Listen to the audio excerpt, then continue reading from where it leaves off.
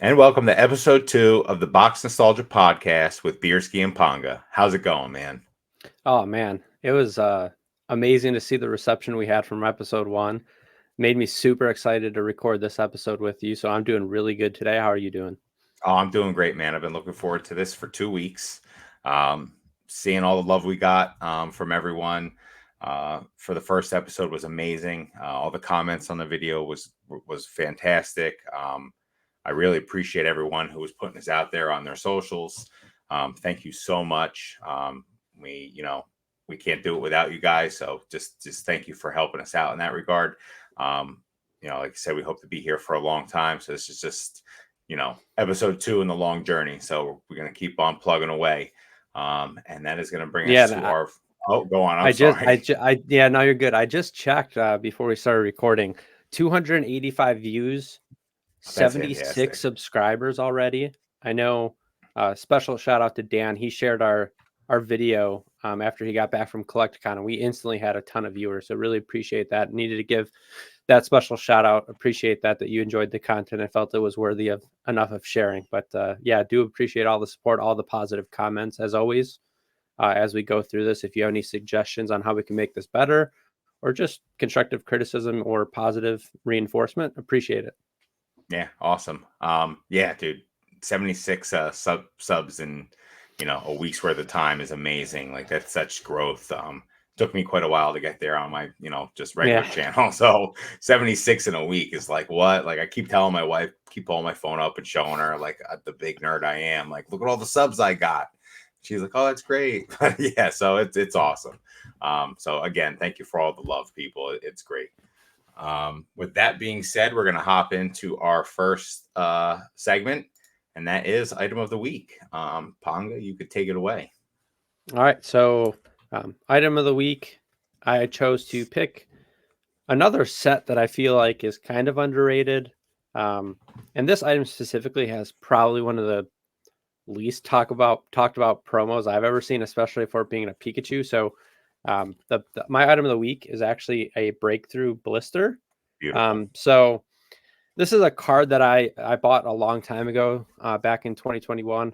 I actually sold it at a Collecticon, so I'm kind of upset there. But then realized that through a TikTok deal, I was able to re-pick up the blister sealed. So I'm going to add this to my sealed blister collection that I have. Yeah, I mean, just the promo itself, like it's Pikachu, Sylveon, and Chespin eating specifically like at a picnic, which is just unbelievable. And like the Yeah, it's hollow great pattern art. has that, yeah, the hollow pattern has that really cool hollow that you see on a lot of promos. And then just like a little bit about Breakpoint as well.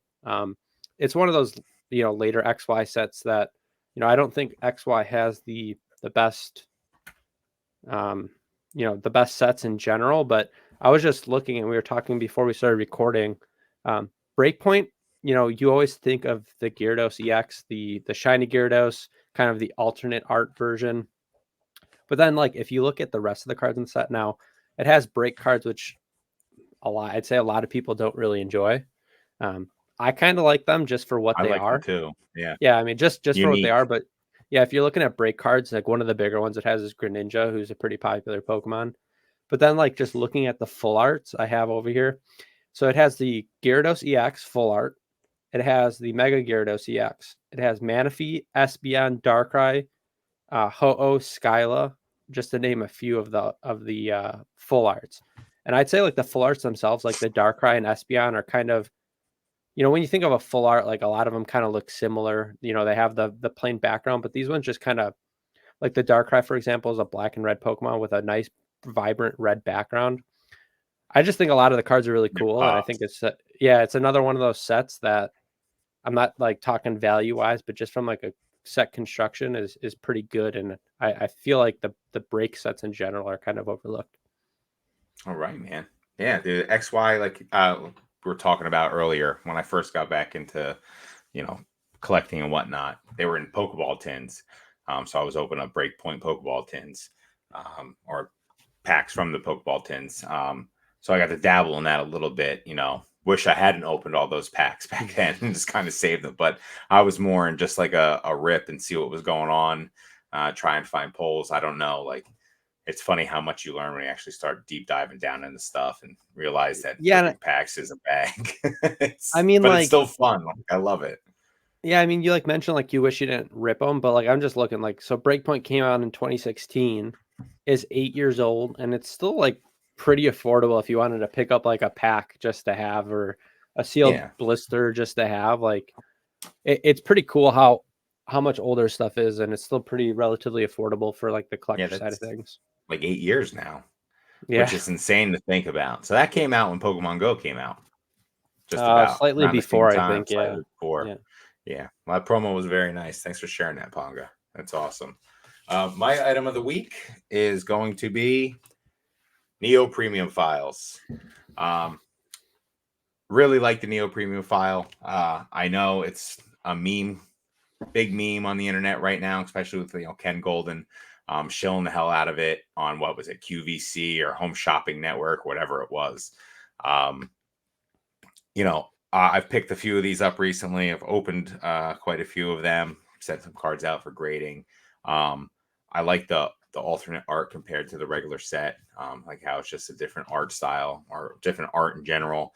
You get all three starters, and their evolutionary lines. Typhlosion's in there, great looking card. For alligators, beautiful. The Typhlosion's really nice. They look really nice in CGC Pristine 10s, which I got quite a few when I opened them up. So if that's telling you anything about, condition of the cards. Old back, came out of the file looking nice. I mean, this is an opened one, but it is just a file. It's got a ton of cool stuff on the inside. I love old Japanese product. This looks so cool. It hits different than anything on the English side. You know, just for what it is and, for the history that it has, I think it's just a cool little, item to, bring up and let everyone know about in the Pokemon hobby that hasn't seen it. I'm sure most people watching right now know about it, but maybe one day someone will be lurking our channel and find this and not know what it is and go down a deep dive on it. It's the first of 3 premium files as well. There's 2 other ones. This is just so happens to be the cheapest of the 3. But yeah, it also led me to, looking at other things like the Pikachu, and all the different languages. I forget what that's called, but that's also like another file Yeah, that like they had. the World Collection, they have like the The blue world, and yeah, the the green Pikachu one. World Collection. Yeah, so and that's so cool. It's got like a version of Pikachu Snap card in it, which is pretty awesome too. Obviously, so it's just cool little rabbit hole I went down with that. Getting into the Neophiles, but looking to pick up Yeah, some Neophiles 2 and 3. I really want to start grading some of those. Charizard's beautiful. Pichu is such a cool card. I really do like that stuff. yeah, the Neophiles, it's one of those, and I said this in the last episode too, when you picked the Southern Islands. I feel like it's a staple for anyone that really collects Japanese stuff. Like it's like an affordable thing that I feel like every collection kind of needs. And it's funny because I said this about Southern Islands as well, but I've always meant to pick up sealed versions of all the files and I just never got to it. Never So did, yeah. maybe this is a reminder in the next week or 2 or month to finally pick that up if I could find a good deal on it, because that's just like, it's super. I mean, it's not like large. It's super easy to stack on top of something to store. Yeah, So, it's a or very even like, thin. yeah, even to display somewhere. Like, I need to get on that. You keep pulling these items that I wish I had and are relatively affordable. So I don't see why I don't pick them up. So I got really lucky. I bought 5 Neophiles. They were $40 a piece. Yeah, They're it's good. definitely not going for $40 on eBay. I just got lucky searching. I guess typed in the right, search parameters, and it popped up. You know, 5 at 40 a piece was just awesome. Picked them up. I ripped all of them, sent them out, plus EV on that play. Um, you know, Definitely not. PK just had a whole bunch of videos out about it. He's been posting them and like just like the to the 9th power or whatever he was saying, just crazy numbers that they were saying and pushing. And definitely not that, but you can grade them. They're gradable cards, so it's a nice little set. And what I took away from what he said about them too is like he was talking about prices, and I didn't look into them, so I'm just assuming what he was saying is accurate because he usually is. And he was saying that you might as well just buy a few of them and open them to grade, and then get the sets of 10s if you wanted them yourself, and then sell off the rest, because there is a premium on the actual graded cards, which is still pretty funny because there's so many of those graded, So many of and them. and you could still do that. Now the margins probably aren't fantastic, after fees and all that kind of stuff, but if you did want to pick up a set of 10s for yourself, I'm sure it's pretty affordable to open yourself and grade. Yeah. When I sent these out for grading, like I said, but at $40, I didn't grade any of the non-hollows, any of the, Yeah. the lesser versions. I just graded the hollow hits. Obviously looked for centering and whatever whitening was on the back, but they're clean. Like they're clean for the most part. I did really well. A lot of pristine 10s. Been selling the regular, CGC 10s on eBay. So they've been moving slowly, but they're moving. Definitely selling them on eBay is the move, because I tried moving some at a local card show and they were just shooting me pretty low on the price. So yeah, but fun little item. Definitely, if you haven't looked into it, please do. For our next segment, we are going to hop into our tier list. The tier list this week is handhelds. Like we said, this is a video game and Pokemon channel. Like to keep it a little bit of both. So this week we are going to hit up handhelds. And I'm going to let PoNGa take it away. Yeah, so handhelds in general, I think a lot of us kind of default to the Nintendo ones, but we also did include a few others in here as well, just to get some variety going. Man, which one do you want to start with? I'll let you pick. Yeah, I'm gonna go with and start with the one that I know are super expensive now, but like I never had and I don't find a point in having. So I'm gonna start with the Game Boy Micro, Oh, I which got some doesn't things to want to say pull about the up. micro. Yeah, so it doesn't want to pull up for whatever reason, but I'm gonna put it in Y. And so for whatever reason, the photo doesn't want to pull up, but That's okay. yeah, but the Game Boy Micro, I'm gonna go with Y because it's just a smaller version of a Game Boy, and from what I know about it, now I know they are pretty rare at this point, but So unless you like care about having like one of each handheld in your collection, I don't really see a point. So I was working at GameStop when this came out. I was a huge fan of the micro. I loved it. It had a little loophole on it, so you could put like a little lanyard on it and hang it off your backpack. Like it was just so tiny and small. The faces would come off. You can interchange the faces. You could buy different, faces for it. I bought a 25th anniversary Super Mario version. It was cool. I played like Pokemon Fire Red and Leaf Green on it. It is very small. I'm not a small person. My hands are definitely way too big for it. I don't know why I liked it so much. I did. I just thought it was a cool little item. I don't know if I'd put it in the Y. I think I'm going to go ahead and go C tier just because it is a Game Boy. And you had access to all the games. It was just on a smaller system. I think, for the utility of just, playing with it and it being a little smaller and just having that huge library it was just cool. It was a cool little concept. Like you said, it is quite expensive in price now, especially sealed versions. I looked back at the 25th anniversary Super Mario one years ago, and it was, I couldn't quote the price that it was, but I was shocked at the price that it was. So yeah, I think that deserves a solid C. So I guess we'll stick it in the D column. I don't think it deserved the Y, but that's okay.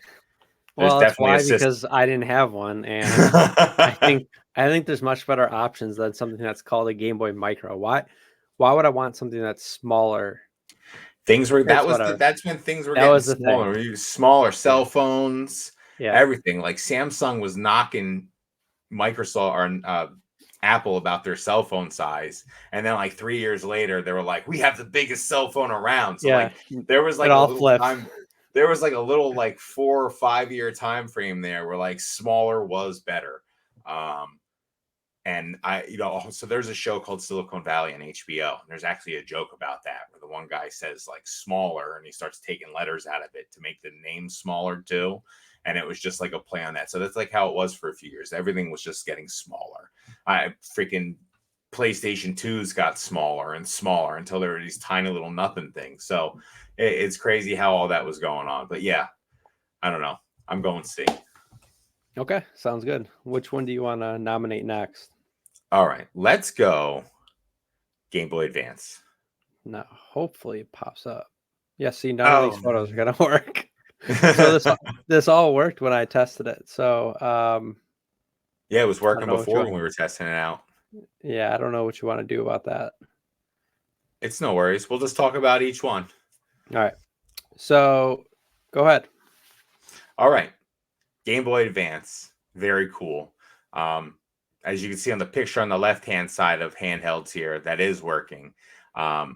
It's that crazy cool purple color that Nintendo was rocking for a little bit. That was like their main color. I love that color. Game Boy Advance definitely, upgraded a little bit from the, regular Game Boy and Game Boy Color stuff. The bits went up. What it went from like 8-bit to 32-bit or something like that. I'm pretty sure is what it was. Just crazy. It was such a jump. The games were cool on it. Mario's and Zelda's, just like a whole new world of Game Boys. It wasn't a huge jump. But it paved the way for other things, which we'll talk about in a little bit. But I'll give the Game Boy Advance a B. So I think it's better than the previous Game Boys. Now, like you said, the advanced part of it, being better, like bit wise, was huge, but they still weren't backlit. And I think that's kind of like a big thing. And yeah, I know we're like super nostalgic about like the lights we used to have like on our Game Boys and stuff, and I think we'll touch on it later, but when the SP came out and added backlighting to the game, it kind of changed everything. And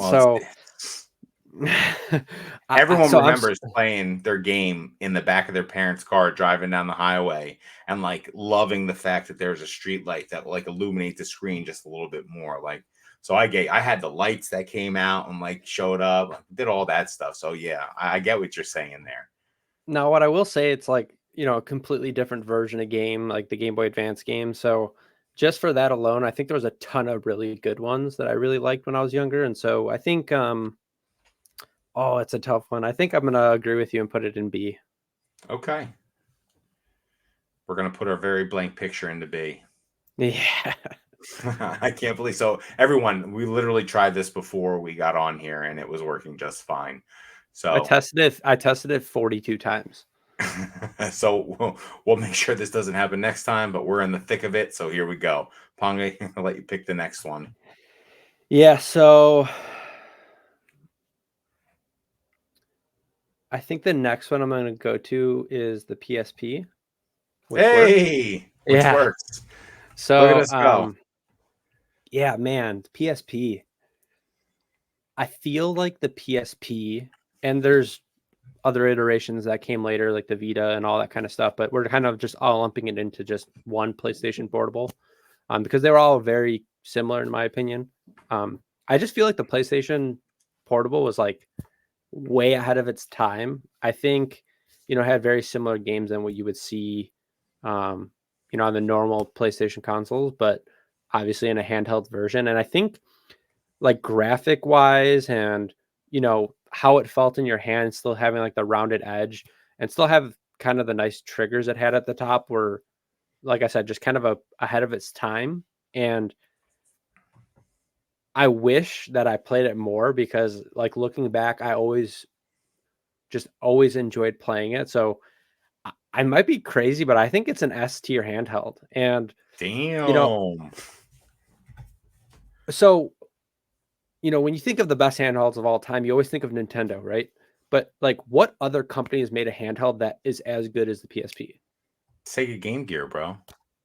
Okay, yeah. No one likes the Game Gear, so we'll get to that. But No, you're and right. Like Microsoft you know never it. really got into that. Yeah, I'm having like a hard time to put it into words, but I just feel like the PSP was so ahead of its time compared to like other handhelds of the time. Like it So was, like you had like Grand Theft Auto, Vice City Stories was on it. Like those games were so cool. Like you can walk around playing Grand Theft Auto in your hands like anywhere you wanted to. Everything was so compact, it wasn't bulky. You didn't have to put batteries into it. Obviously we're past that, but it was chargeable, system.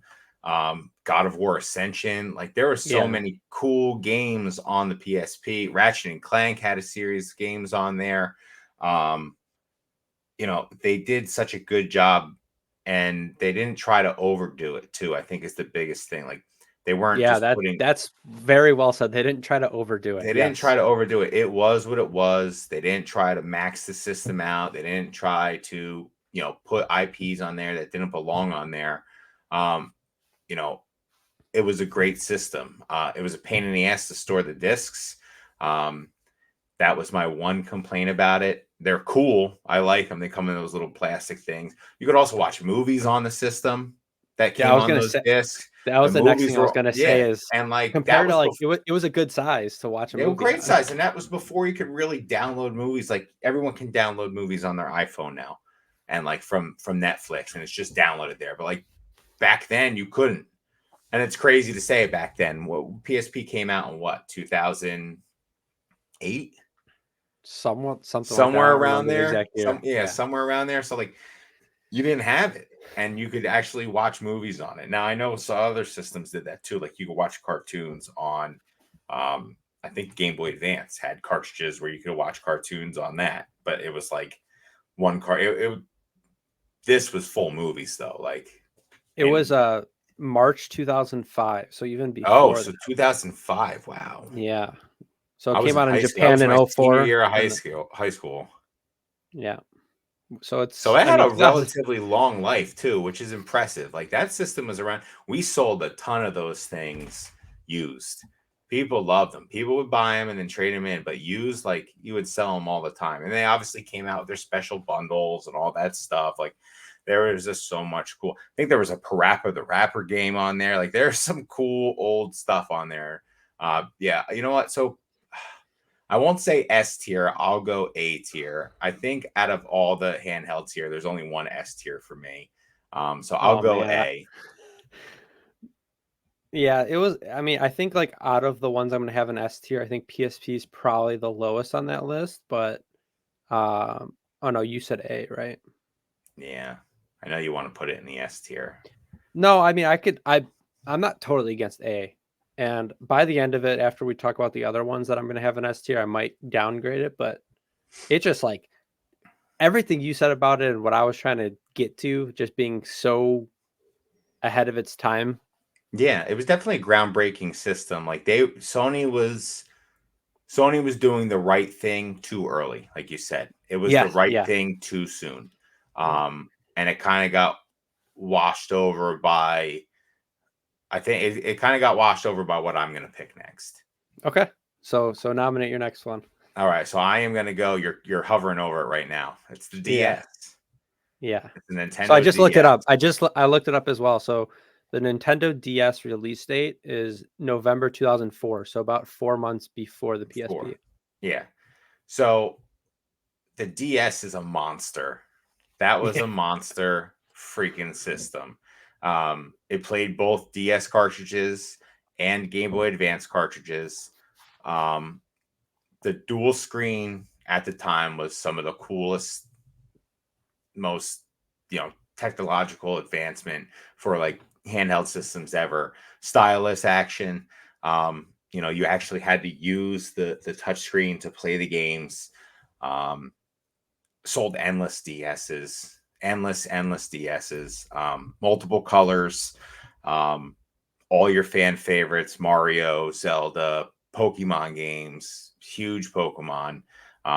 There was nothing better than having two screens, one screen for inventory and one screen for gameplay.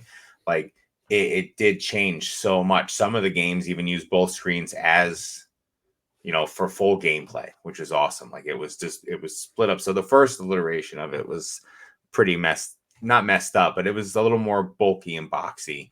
It obviously gets better as we'll go forward, but there's not many bad things I can say about the DS. The only downfall is kids used to rip those screens off the body all the time. That stuff would get broken and it would just like flip flop back and forth like a broken wing. But just very cool. It was a comfortable system in the hand too. It was big enough for people with big hands. But then it launched the whole, oh man, like the brain games. I forget what it's called, Brainasium. The Sudoku games on there. There was just a whole wave of games that came out. Nintendogs, like stuff like that swept like the nation, man, the world, like Nintendogs, like sold so many of those too. Like all the games that came out for you literally pet your dogs with the stylus. So I'm gonna stop talking about it because I can keep talking about the DS. I'll let you say your little piece on it. I'm gonna rank this. This is also an A tier system for me. Oh man. Okay. Yeah. So you have one S tier. I forgot. I Okay. have one S tier. So I agree with everything you said. I think the two screens, and when you think about when it came out, 2004, it's just like, whether the bottom screen was used for inventory or like a map to see where you're going, anything like that, it was like how tedious it always is. Like pull up your map, like on like an N64 game or something, right? Like you have to pull up a screen by the time it loads. And, I feel like the DS holds up a lot better because of stuff like that. And, I will say that they did make some better improvements with like analog sticks later on, but I mean, this one was a little bulky. I don't think it's the most comfortable to hold for like an extended period of time, but I think, like you said, it just has an endless amount of great games. Probably one of my favorite games. Huge. Yeah, probably one of my favorite games all time. Playing Soul Silver. The 16 badges in the remake version for Pokemon was, some of the best experience of my life, like playing games. And then, like you said, like the boxes they came in, they had the little Poke counter too. Remember Yep. that? Yep, dude. That whole packaging was beautifully like done. Yeah, and I mean, still being able to play advanced games. I know I was just going through my old gaming stuff, and I had my old teal Nintendo DS, and the DS game that was in it was Nintendogs, and the advanced game that was in it was Fire Red. Yeah, so, two games we mentioned tonight. That's fantastic.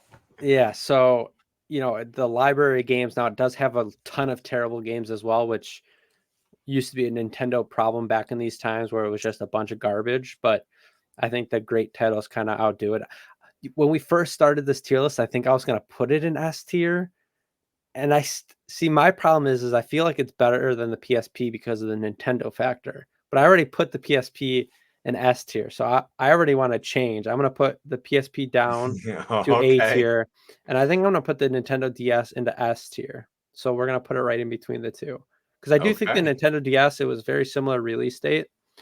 And I think the DS is better than the PSP just because I think when you think of Nintendo, when you think of Nintendos, you think handhelds. I mean, that's what I think of, like at least modern day. They cornered the market for sure. Like they were selling millions of more units of DSs than they were PSPs. PSP was for the more serious adult gamer. And I feel like a lot of the PSP games play better on like the actual console, right?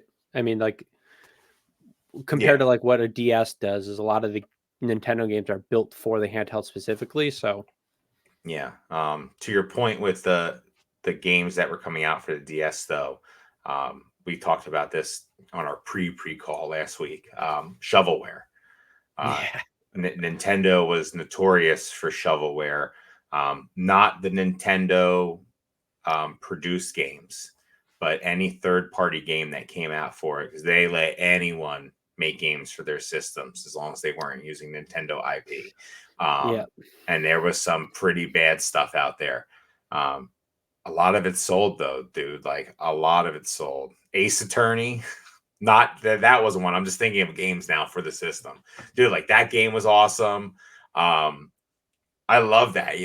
Everything was beats. Like that was so cool. That was such like an innovative game type too. And it just this system like led to like stuff like the Wii being possible because the DS also had like the motion stuff in it.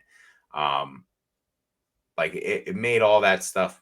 Did it have the motion stuff in it? Did the DS have the motion stuff in it, or am I messing that up? I don't know if that's DS or 3DS. It might have been the Okay. DS because I know there was like some of the WarioWare games, like the mini games, had some of those where it was motion, and I don't remember if that was the 3DS or DS. But I Okay. know like I think the regular DS had the ones where you could like blow into it and stuff.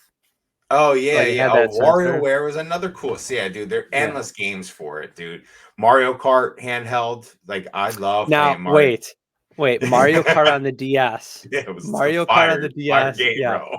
fire, Fire. fire. That's an S tier game, 100% S Yeah, tier game. yeah.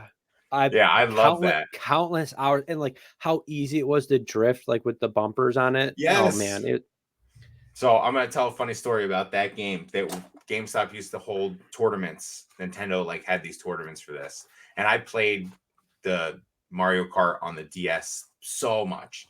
Um, and I was like, entered the tournament, and these two little kids came in and wiped the floor with me, dude.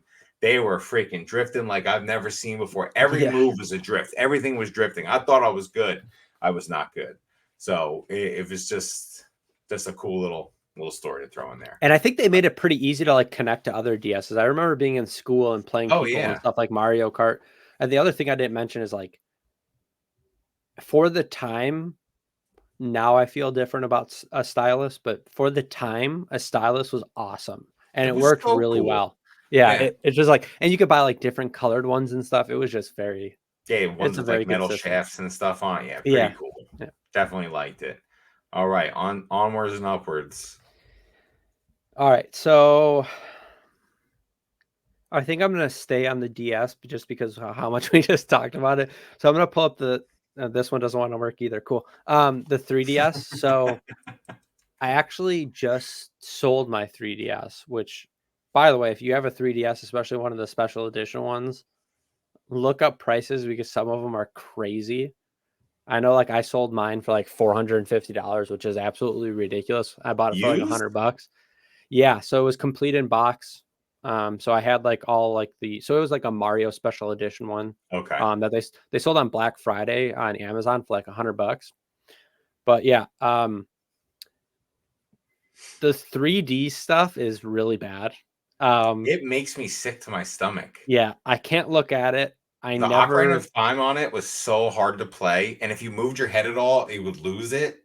It just messed you up.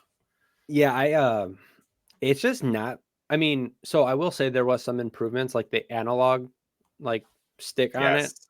works really good and it's way better than like the regular Nintendo DS. And they are a little more slim than the original DS as well, so that kind of moves it up a little bit. But I'd probably just because like the whole point of the 3DS was the 3D feature. I think I'd have to still put it in like I'm kind of in between B and C.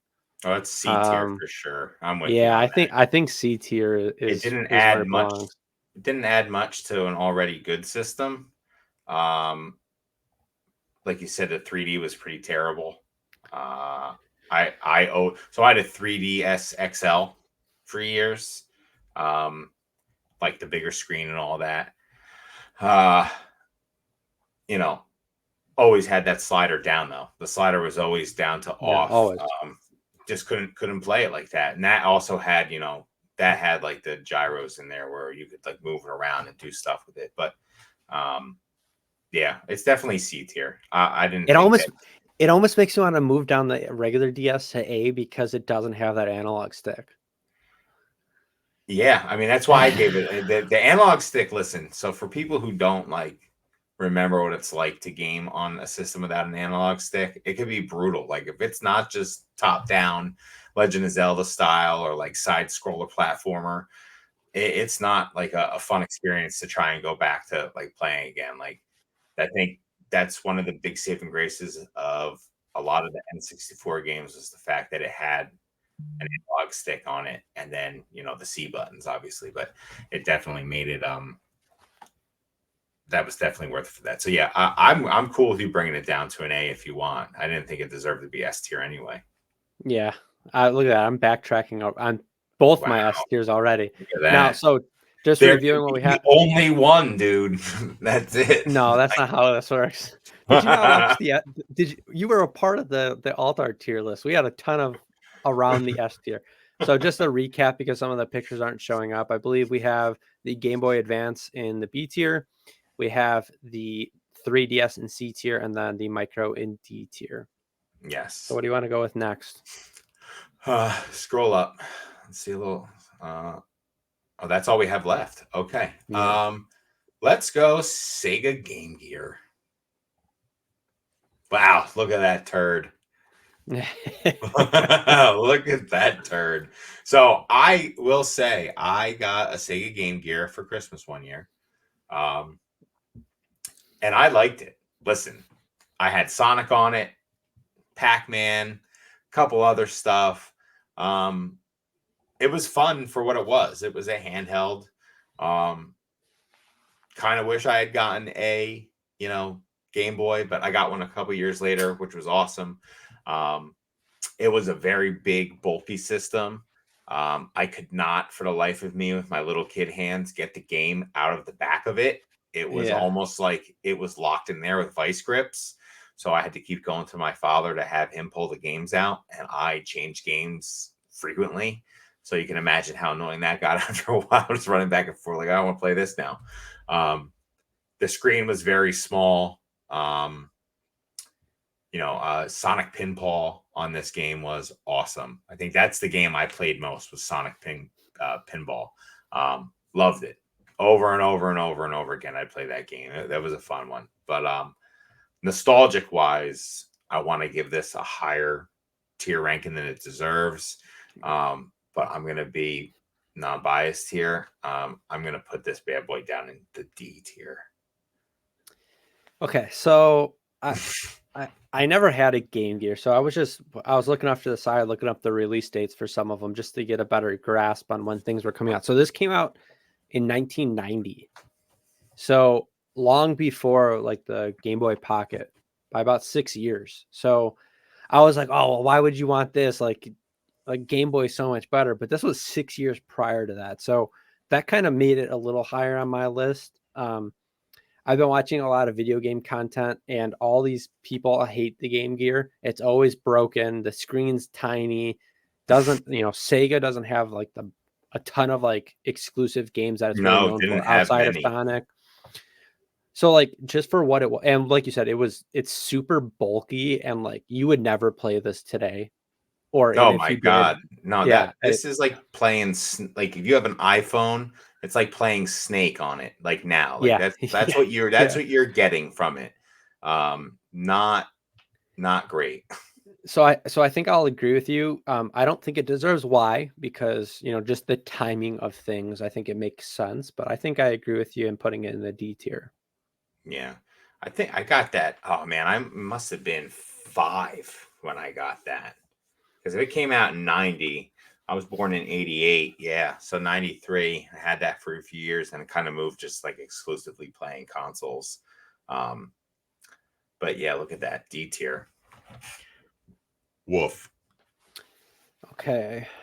Oh man, I'm afraid to pick the ones with the white backgrounds because those are the photos that aren't working. Oh no. Let's see.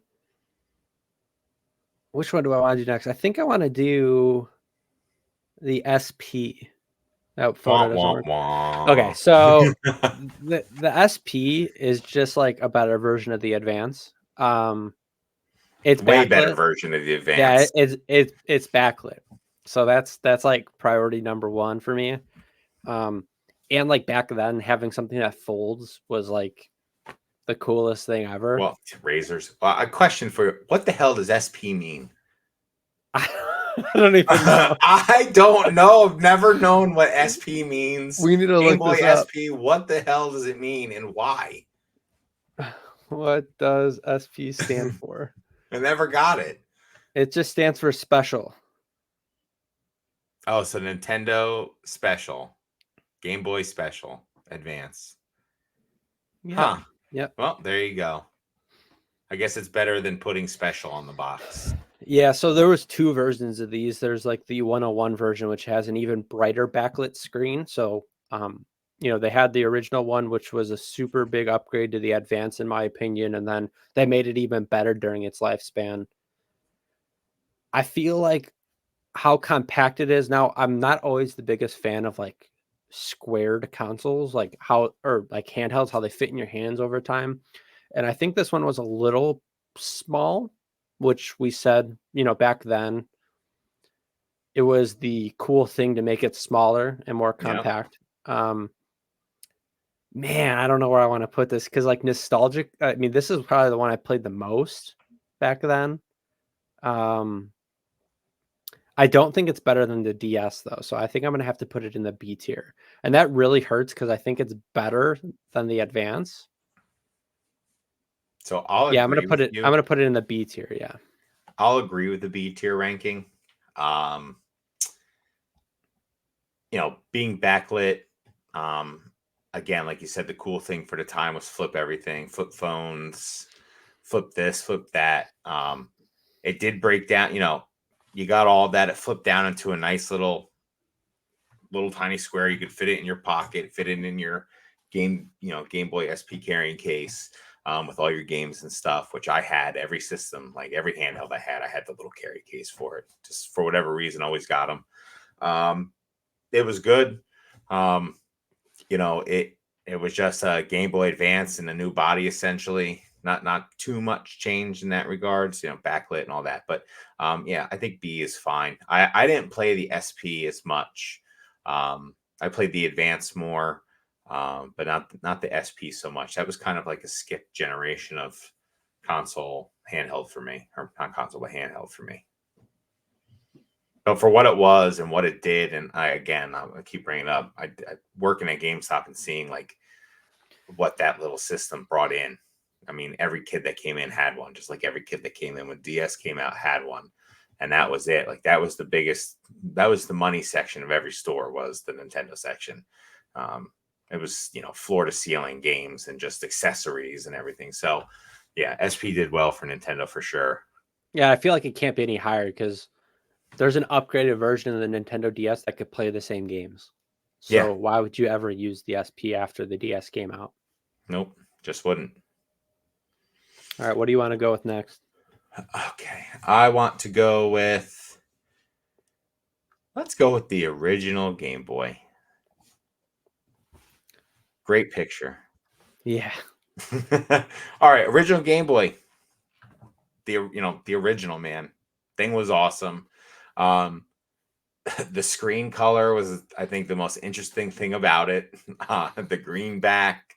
Um, just it started it all. Not gonna say it's the best system to play on. Uh, Bulky and narrow at the same time. Your hands are really close together. Um, there's some cool museum pieces they have with it, though. I know for a long time there was a Nintendo store or Nintendo experience at like Rockefeller Center in New York, and on display they had a DS, or not DS, a Nintendo Game Boy that was in the Gulf War and was like hit. It was just a working Game Boy from then that was almost destroyed. It was like all the plastic was melted, but all the electronics still worked, and it was plugged in there, and it just was on constant demo for years. Every time I went in there, it was still on. So thing was a beast too. Like you could probably kill someone with that if they walk in your house and you threw it at them hard enough. That all being said, though, like it deserves a higher grade than I'm going to give it because what it is, but Yeah. seeing as everything else that's out there, it's just going to go like C tier for me. It's not going to go much higher than that. It, like I said, it's the first. It paved the way for better things. So sometimes that's a better way to get somewhere, is not being the best at first, and that's what that system has to offer. Yeah, you said it all. It paved the way for everything to come after it. And like you said, it should be higher.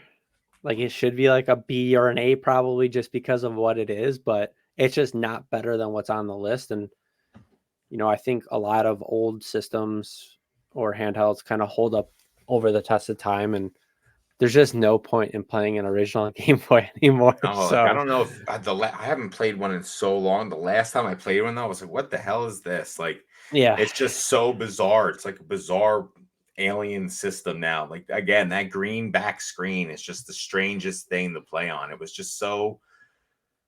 It was like I don't know how to explain it. It's weird. It kind of felt like those like knockoff little game systems that you would get. It kind of had that feel because like the LED screen, they weren't even LED then. It was just like it was almost like a calculator screen that they were using for it. yeah, So yep, yeah, that's what it felt like. yes, I'm gonna agree with you and put it in the C tier. Right on. All right, so I think the next one I'm gonna go with is the upgraded version, which is the Game Boy Color, and I think it's just like a slightly better version than the Pocket. Obviously, you have like the Game Boy Color games, which I think made a huge improvement on the Pocket. But Oh yeah. and I will say, like when I think of Game Boys, it's probably the most nostalgic. I think I might have said that for the SP, but I remember when I was going through my old Game Boy stuff, I have the Game Boy Color still. The back piece covering the batteries is all torn up. I have it Yeah, taped on the back. I think I showed you that the one you time. did. And like just like I said Soul Silver is my favorite Pokemon game, but the original Gen 2 game, specifically Silver and then Crystal. I remember playing Crystal for countless hours. I had my level 100 fur alligator that I absolutely loved. Yeah. Um, yeah, I think the Game Boy Color is probably B tier for me. I think it's Okay. better. I think it's better than the Pocket, but I don't think it's you can't put it on the same level as like something like the Nintendo DS. Yeah. Well, I'm gonna disagree with you because I'm coming Okay. up here and this bad boy's a freaking S. The Game Boy Color is the best handheld system Wow. ever. I Wow. put, and this is all nostalgic. Nostalgic. I am gonna be biased as fuck right now. I love the Game Boy Color. I love it. I love it. I love it. I can't say enough good things about it. Um, I played Pokemon games on this system so much. Like this was the first, other than the Game Gear. Like this was for my 10th birthday. I got a Game Boy Color. It's a Kiwi Game Boy Color. Um, Loved it. Loved that green color. Red and blue for it. It was just awesome. I loved it so much. I played endless hours, endless hours. Um, Based on that alone, it's S tier. Um, you can't take those memories back and like all those feels. And like I know like probably the Switch now obviously is a much better system than the Game Boy Color. PSP is a better system than the Game Boy Color. DS is a better system than the Game Boy Color. But for the feels alone and how it made me feel growing up and how I feel right now, even just thinking about it, it's an S tier. Yeah, I mean, when you put it that way, like, yeah, you're right. I was kind of doing it like you said, comparing it to the other ones on the list, and Yeah, I yeah, had I to stay mean away the from that for color, this the one. color for the nostalgic feel of the color is definitely S tier. Yeah, I I can't think put it for up there because our to gen, me, that's fine. I'm all right. yeah. It could go A tier. I'm cool with Now, that. could you? Am I misremembering? The color games could be played on the other handhelds like the SP and stuff. I think the color games could be played on the SP, Okay. but not the Advance. Or no, maybe they could be played on the Advance and not the SP. Yeah, I don't One of remember. them, Okay. one of them lost the ability to play both. Okay. Because that was Nintendo was smart for doing that. 'Cause they didn't want to alienate people who purchased games before. It was smart to do. Um, but yeah, man, I'm telling you what, just I remember I remember being in like Toys R Us and like when you used to have to pull the slip out of the thing and walk it up to the cashier for them to go into the back room and grab your game and just like browsing all the Game Boy Color games and just being so excited. Like you want to talk about nostalgic too, like Toys R Us back in the day. Whoo! I'll tell you what, like that was those hit you in the feels too. So yeah, man, Game Boy Color, beautiful. I had it decked out too, dude. I had the speaker system on the side with a magnifying glass, and a little light freaking came out of it. Thing was so cool. So, yeah. Yeah. Oh, So S tier. I'll We can review. put it in A. Yeah, I'll review what we have so far. I don't know, later on we might be able to add some photos in here or something, but so far in the A tier we have the PSP, the DS, the Game Boy Color, the B tier. I believe we had what the Advance and the Advanced and the and the SP, SP. and then C tier we had the oh boy, whatever the I don't even remember at this point. You should have left them Okay. on the side there. Yeah. Okay. So I'm gonna nominate the next one. So we either have I'm gonna nominate the best handheld of all time, and that is Handheld or console? so it is a handheld because I don't know why anyone would ever play this on their TV or monitor or whatever because it is just I think like graphics wise, like it's not as good in handheld version, but I don't remember. I mean, I think I played like Breath of the Wild a few times on my TV, but besides that, it's always been just a strict handheld console for me. My wife plays it handheld. A lot of people play it when they're traveling and stuff like that, especially the adults. Now, I can't speak for like kids now if they play it more like a regular console or not, but just think of like the launch titles or not even the launch titles. The games that came out around are some of the best games of all time. Breath of the Wild, Mario Odyssey. Um, I know it's not exclusive or a new version for the Switch, but Mario Kart Deluxe. So there's a lot of people that hate on Mario Kart because there hasn't been a completely new one that's come out just for the Switch yet. But Mario Kart Deluxe is a great game. There's just Smash man, Brothers. Smash. I love Smash Ultimate. Right, Ultimate's the Switch one, I think, right? Yeah. Yeah, there's just too many games. I mean, Animal Crossing on it's great. I know like the Pokemon games don't get Freaking the Tom Nook, love. man. Yeah, Tom Nook scamming everyone out of their Dude, money. he's the OG, man. He's the evil banker. We Yeah. found him. It's Tom Nook. Looks high as a kite too all the time. So Yeah, like Legends Arceus is a great Pokemon yeah. game on this system and exclusive, obviously. And I don't know, I feel like Scarlet and Violet and stuff like that get a little too much hate. I know graphics wise, like if people bash it for how bad it looks and all that kind of stuff, but why are you playing a Nintendo console for graphics? Doesn't really make sense to me. And I Never do been known like, for it. yeah, I think like I said this when we were talking about PlayStation versus Xbox. The offsetting joysticks, I think, make a difference just for like hand placement. So it's not like all stuck in one position. Now, there are some downsides to the Switch. I know I'm going on a long rant about this, but it is a little large to hold. And I will say it does get kind of tedious to hold for an extended period of time in handheld mode. But I think everything, from the games and just the portability of it for the quality of games you get, I just can't not put it in S tier. And I really just can't. Yeah, I just can't put it any lower. It's got to be S tier. Okay. So I mean the Switch is awesome. The Mario Wonder just came out. yeah, They the Wonder remade a just came Mario out. So RPG. I'm trying to Oh like gather my man, thoughts here and how to like go at this. Like the games that they're able to put out on this system, like that's it. Like what you see there is the brains of that entire system. It's not the size of an Xbox, it's not the size of a PlayStation. People do rag on the graphics, but some of those games are damn pretty. Um, Breath of Pokemon's the not Wild looks great. Breath of the great. Wild looks great. Pokemon's not going to be great because people will buy it regardless, and they're going to pump those bad boys out. Arceus looked good. The Diamond and Pearl remakes look great on it. Let's Go Pokemon, like Let's Go Eevee and Let's Go Pikachu look great on it. Um, it's very versatile. You can remove the joysticks from the main system itself. There's a kickstand on the back, so if you are tired of holding it, you can just pop everything apart.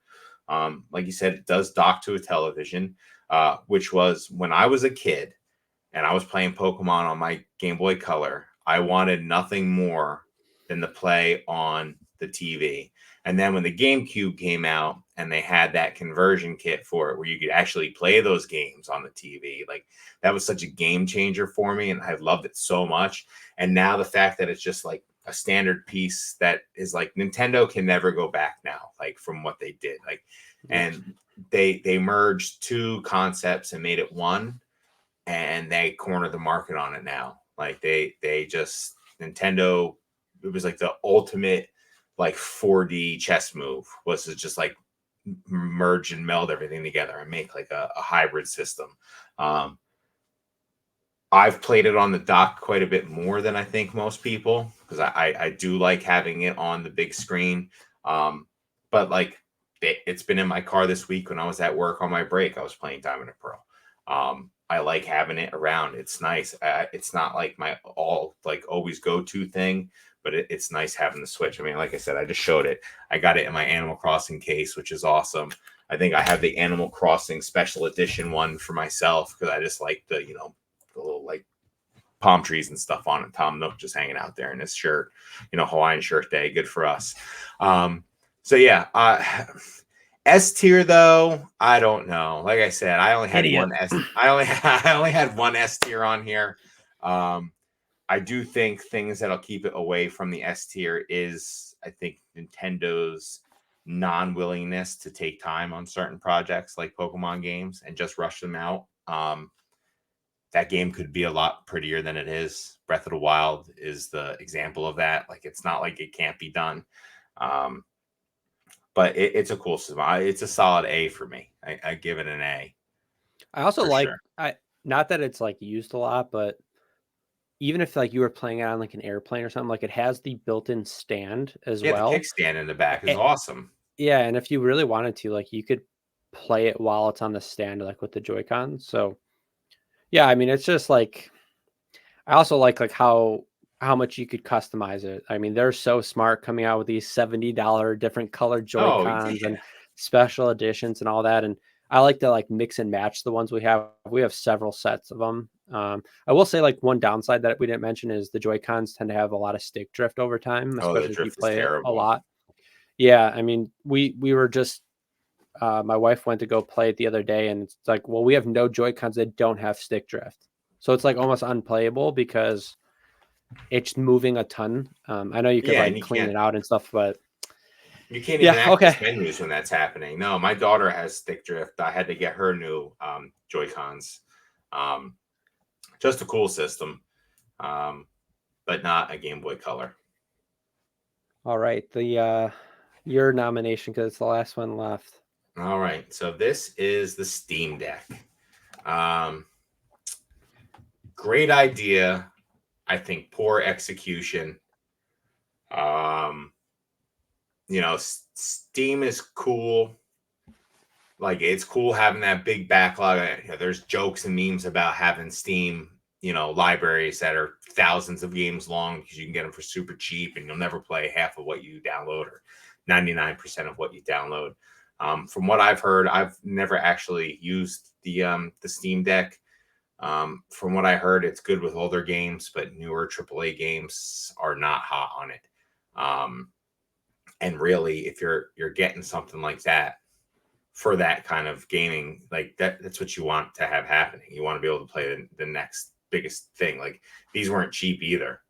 $600 to $800, I think, for the base.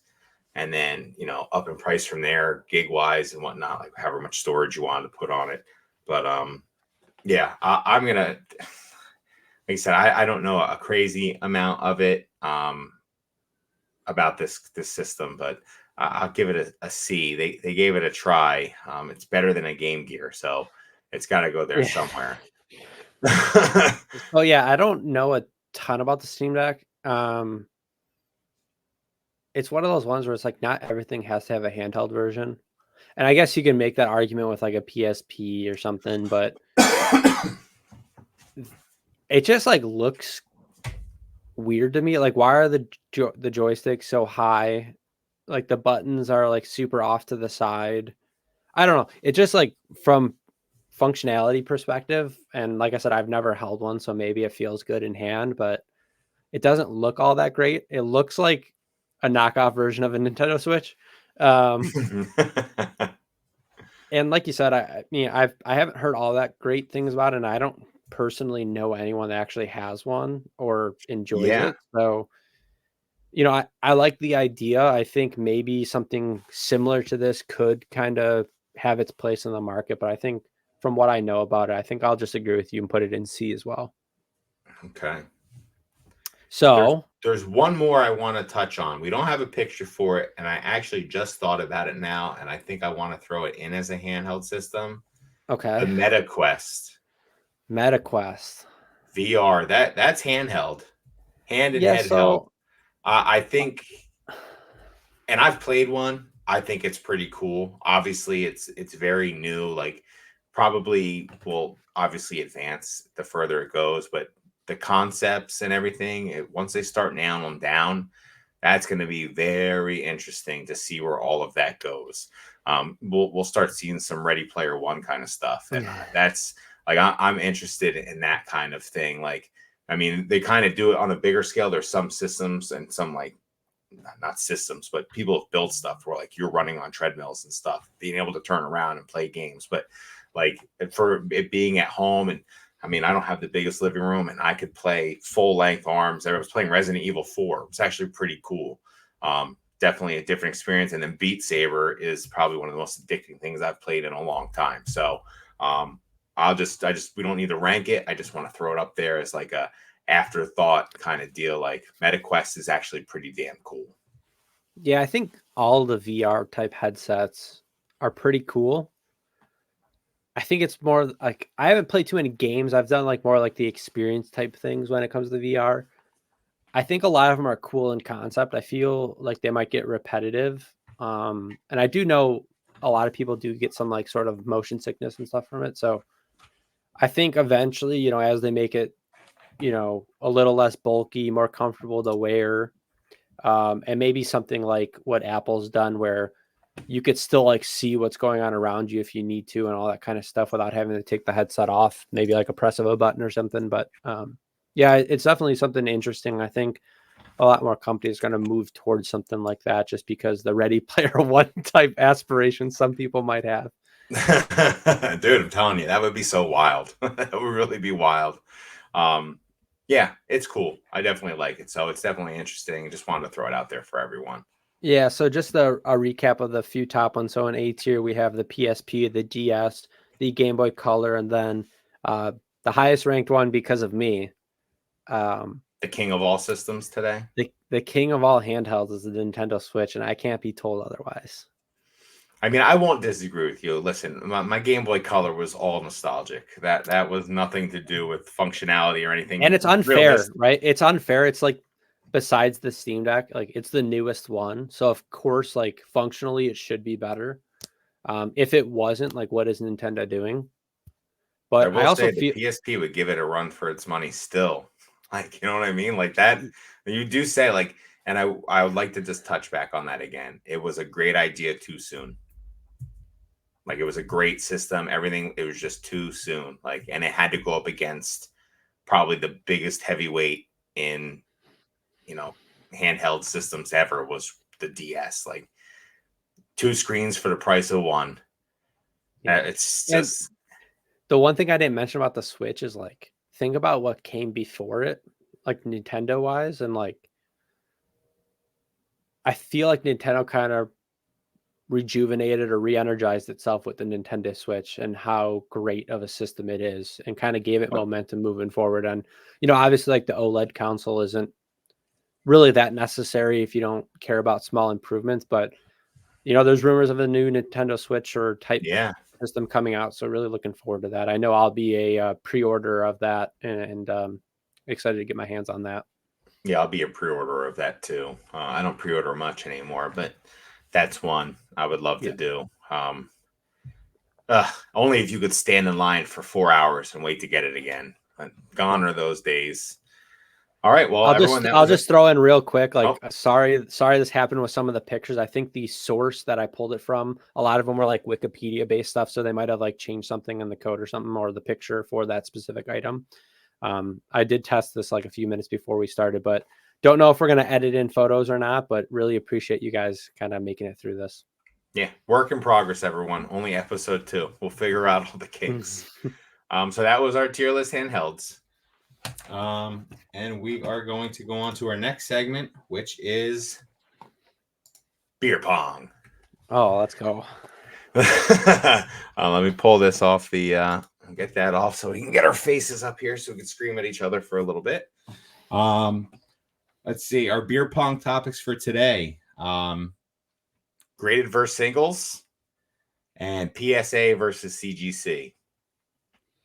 So which one we'll start with graded versus singles. Which side do you want to argue? I'll argue graded. Okay, go ahead. All right. So graded. We've all seen, over the past couple of years what graded has actually done to the market. You can put stuff in plastic and 2, 3, 4x the price of a card. It's encapsulated, it's safe, unless you do some crazy stuff to it, like take a heat gun to it and try melting it open, which we've seen recently happen, or you're cracking stuff out to get better grades. The authentication purposes for, everyday people that don't know or aren't as deep as we are can kind of feel the satisfaction of knowing that the card they're getting is authentic. It's graded by a company that is, a third party. It's not like Pokemon or Nintendo grading it. It's someone that's like objective to the whole situation. So, those probably the biggest selling points for me on graded. I know a lot of people still like singles and, binder collections, but we've seen that people are now putting, graded slabs in binders as well. They're making binders for them. You go to collecticons everywhere. There's just, you're not putting your singles. A lot of people aren't putting their singles in, behind the glass. There are a few that like high value cards, but a lot of it's, slabs, whatnot. People are coming by buying your slabs, buyouts and whatnot. I just think that the graded market is going to continue to grow. There's, movement in it every day. PSA just bought out its competitor, one of its competitors, SGC. So, they're not making moves and stuff like that if the graded market and, value of that is, going up the roof. There's long-term staying, power with it. I just think for the everyday person, though, like having the graded slab, like when I first got my first graded slab, I was like, this is probably the coolest thing I've ever owned in my life. Cool collectible. It's just cool seeing something like this in a slab that's graded. And, people like seeing that. Like, I know that it's rare and it's this. So, yeah, graded, baby. Oh, okay. So Singles suck. Yeah. So it kind of fits. I like slabs for reselling. I don't intend to really have a ton of slabs in my personal collection. So you brought up, authenticating, and I understand, a high percentage of cards are properly authenticated. There's no issues, no scams going on. But I mean, to your point, there's a ton of cards that make it through that are, we just saw a recent example now, whether it's trimmed or not with that Charizard. Yeah. I know some cards out of packs have rough edges that are kind of look like they're a cut. So don't know really what the situation is there, but there's a historical trend of cards servicing or some sort of issue in the market that's come up with graded cards. Like I said, the recent one trimming, there's been the ones in the past with fake first edition stamps. The most recent things where someone could list your high value slab on the market and basically replicate it as if they own it. And PSA will deactivate your cert. And if PSA doesn't know you own that, there's no way for you to know it unless you look up that cert. And, later on when you go to sell that item, it could look very poorly upon you if the buyer looks up the cert and can't find it. So there's kind of like a lot of inconsistency there. And then the other inconsistency is obviously grading is a lot of subjective work by the grader you get. I think both of us have had experience where we get cards that are graded a 9 or an 8, and you could resend it and get a 10 pretty easily. And Done I it. think the other way where there's like I sent my Van Gogh Pikachu, it is clearly creased, and they gave me a 10. So Hold on, just like what? the ink, yeah. So inconsistencies there. Like, what cards do they factor in? Like printing defects, like vintage cards, with specifically like something like Jungle, or with like the silvering on the side. Like, I feel like it's not really well known what exactly their standards are from set to set.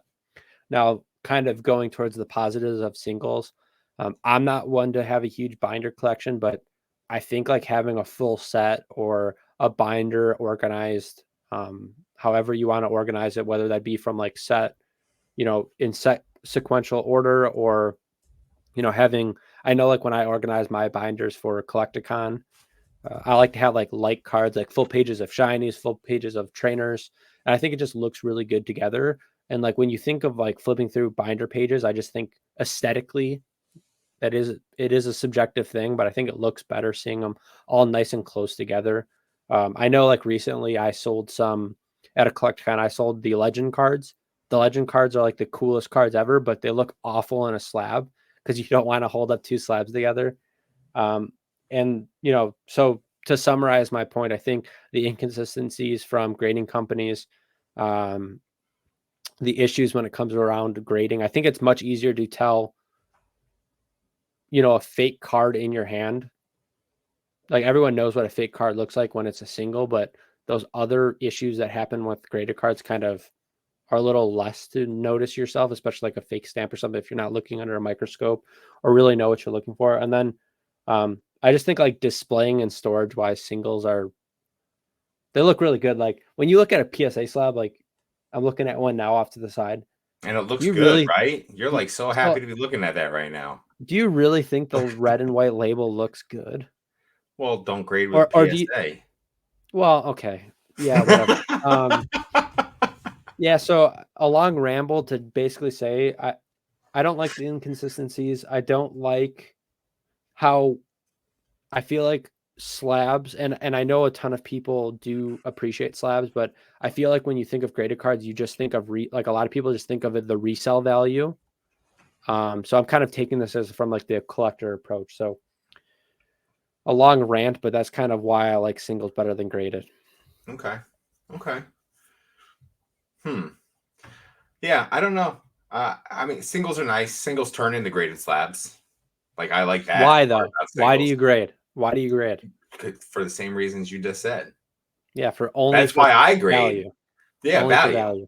But I'm not talking about me. I'm talking about everyday Joe Schmo. Click on eBay, type in Pokemon, and then your listing comes up and it's a graded card, and they're like, oh man, I've never seen one of these before. And they buy a $40 or $50 slab, and then they have the only slab they'll ever have, because they'll probably never buy another one. But then they'll have it and they'll be like, oh yeah, look at this cool Pokemon thing I have and this cool slab. Like, slabs are cool for me. Like, I don't know why I think they're so cool. I like them. Like, maybe it's because when I got into the hobby and I started like watching Dan and stuff, like Dan just talked about slabs a lot. So I think that's probably what has to do with it, like who I was watching when I first got into the hobby. But I like the feel of it. I like the process of submitting cards and getting, like, all that gets my jollies off. So I like all of that. I like pre-grading cards to be, sent out to be graded. Like, all that stuff too just adds a whole nother layer of, fun to the hobby for me. Rather than just having them in a binder that, isn't a binder you're probably not going to look at that much. I like the way slabs display too. You can display them pretty much anywhere on a little stand in your house. I don't know. So, yeah. Yeah, I feel like a lot of people are going to agree with you, because I think a lot of people are going to watch this do resell slabs. So, I think of like A lot when of I go smart to, people watching. yeah, yeah, like I resell slabs too, right? Yeah. Like that's, yeah, I think of like who the end consumer is. I feel like, if I go by like my couple collecticons I've been to, people that come buy slabs for me, oh, this is a good investment. Like, I want this because like Yeah, and obviously there are people that collect the sets. I understand that. It's new Or people they in the collect, hobby, though. That's the new people in the hobby. yeah, and then it's like the people that like flip through my binders or buy like my more expensive singles that are in my case. Those are people like those people are genuinely buying the card because they want the card, not just the number on the slab. So yeah, I think there's like use cases for both of them. So I'm kind of arguing both of them at this point, but it's just like I think of the end consumer, and what I appreciate more is the people that genuinely are buying the single because of the art. They don't ask about condition, they just want the card. And I think there's something kind of wholesome about that. So yeah. Yeah, that was me. That was me. Yeah. Yeah. I don't know. So good little back and forth there. Let's get into our I don't know second who one. won. I don't know who won. I feel like It could be a wash. Like we don't have to have winners here. I think you just argue your side. Like in the world, I think if there was less about winning and more about just hearing the other person out, would be a lot better off. it's really collector against resell, right? And Yeah, when I say collector, like there's tons of people that collect slabs. That's not what I'm getting to. It's more of a generalization that when you think of graded, you think of the value and what you could resell them yeah. for. I Like mean, people that's get why their I grade collections. cards. Yeah, people get their collections graded. So if they want to resell them later on, the buyer knows exactly what condition card they're getting. Yeah, no, absolutely.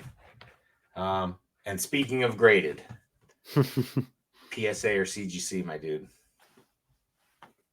Am I allowed to pick what I want? You can pick what you want. All right, I'm gonna go with PSA. Easy mode.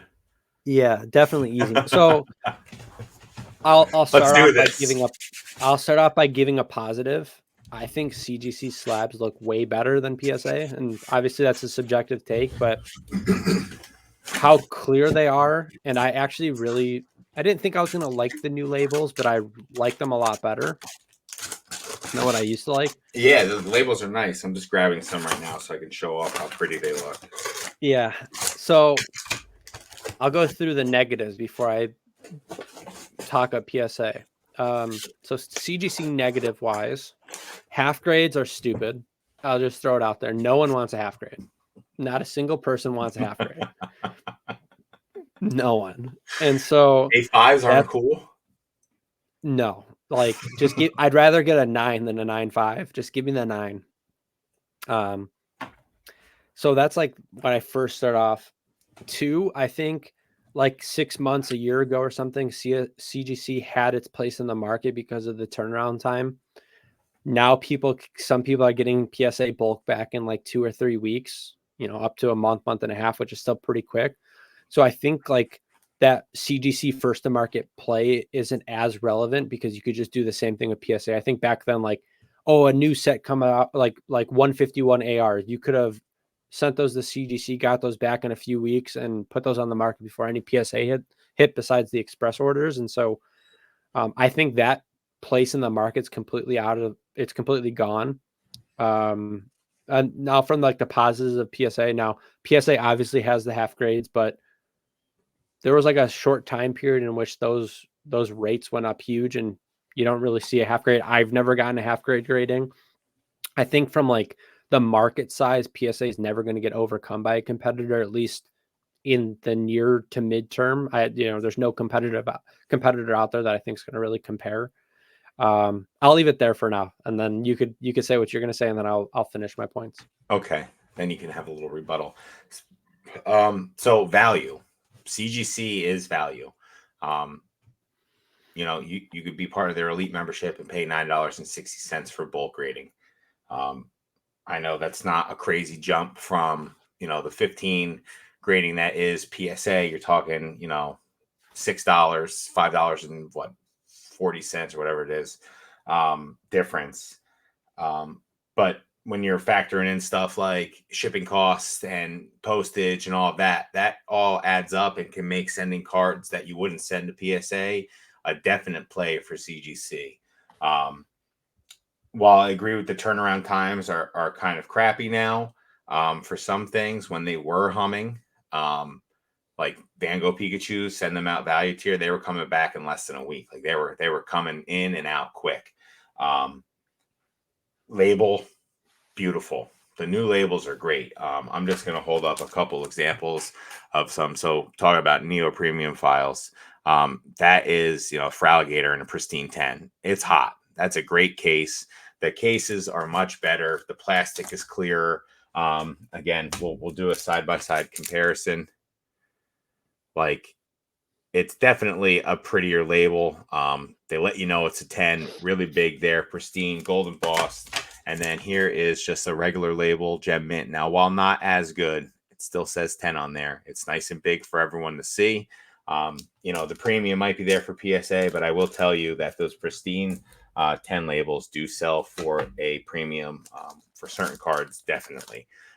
Just sold a 2023 Yokohama Pikachu EX in a pristine 10 for, I think, double what it was going for PSA. So the market is there for that. The Van Gogh Pikachu I sold $730. Like, it's there. I think once they figure out this whole Omega mystery box, whatever the hell is going on right now there, where these times are slowing down, I don't know if they need to hire more people or what they need to do, but I think they can get those turnaround times back to where PSA is. Yeah, that's where I'm going to go. I'm going to let you go. Yeah, Well, really hold like on. One other thing. I will say PSA completely shit the bed during the pandemic. People are still getting submissions back from, middlemen from that time.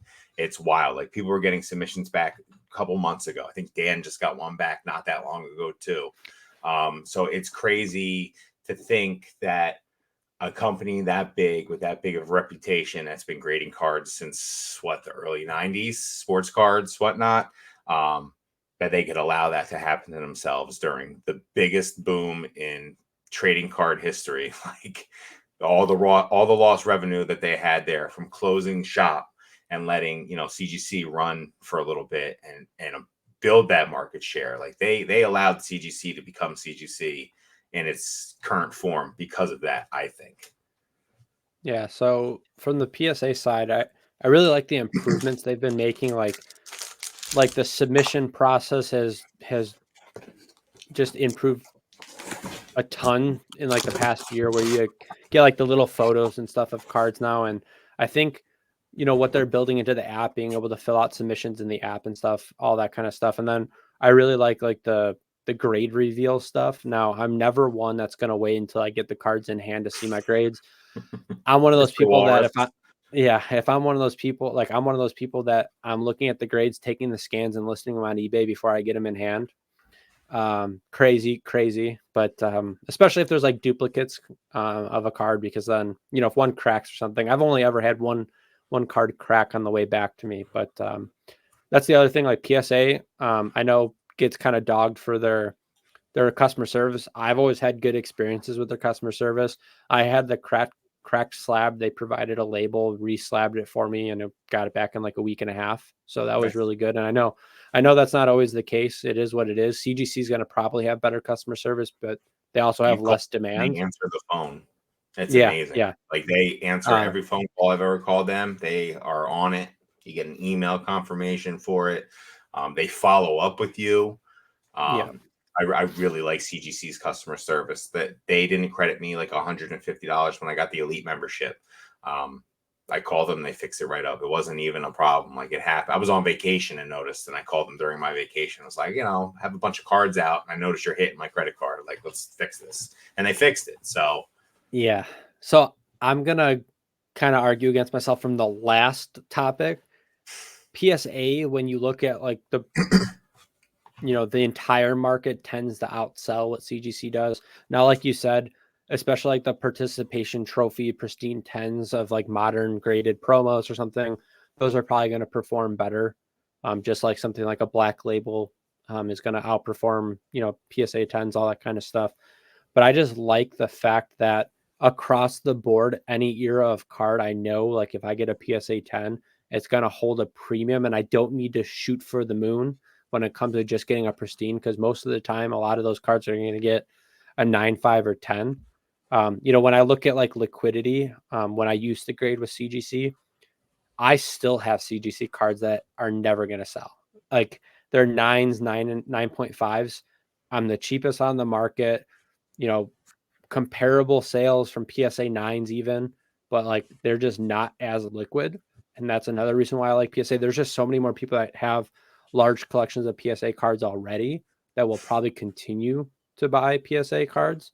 And so just from like that liquidity factor from the resale side of things, I really enjoy PSA. Now, I think there's a place for both in the market, and I think it's good for competition. I think what CGC absolutely. has, this is kind of me wrapping it up. I think CGC has pushed PSA to be even better. And when I listen to like the interviews from Nat Turner and all that, like I feel like he is motivated to make it as good as possible. And I think the volumes they do, there's bound to be issues. Like you look at like the rattle videos and stuff, like there's a bunch of issues that happen when you do millions of cards, like over 1 million cards a month.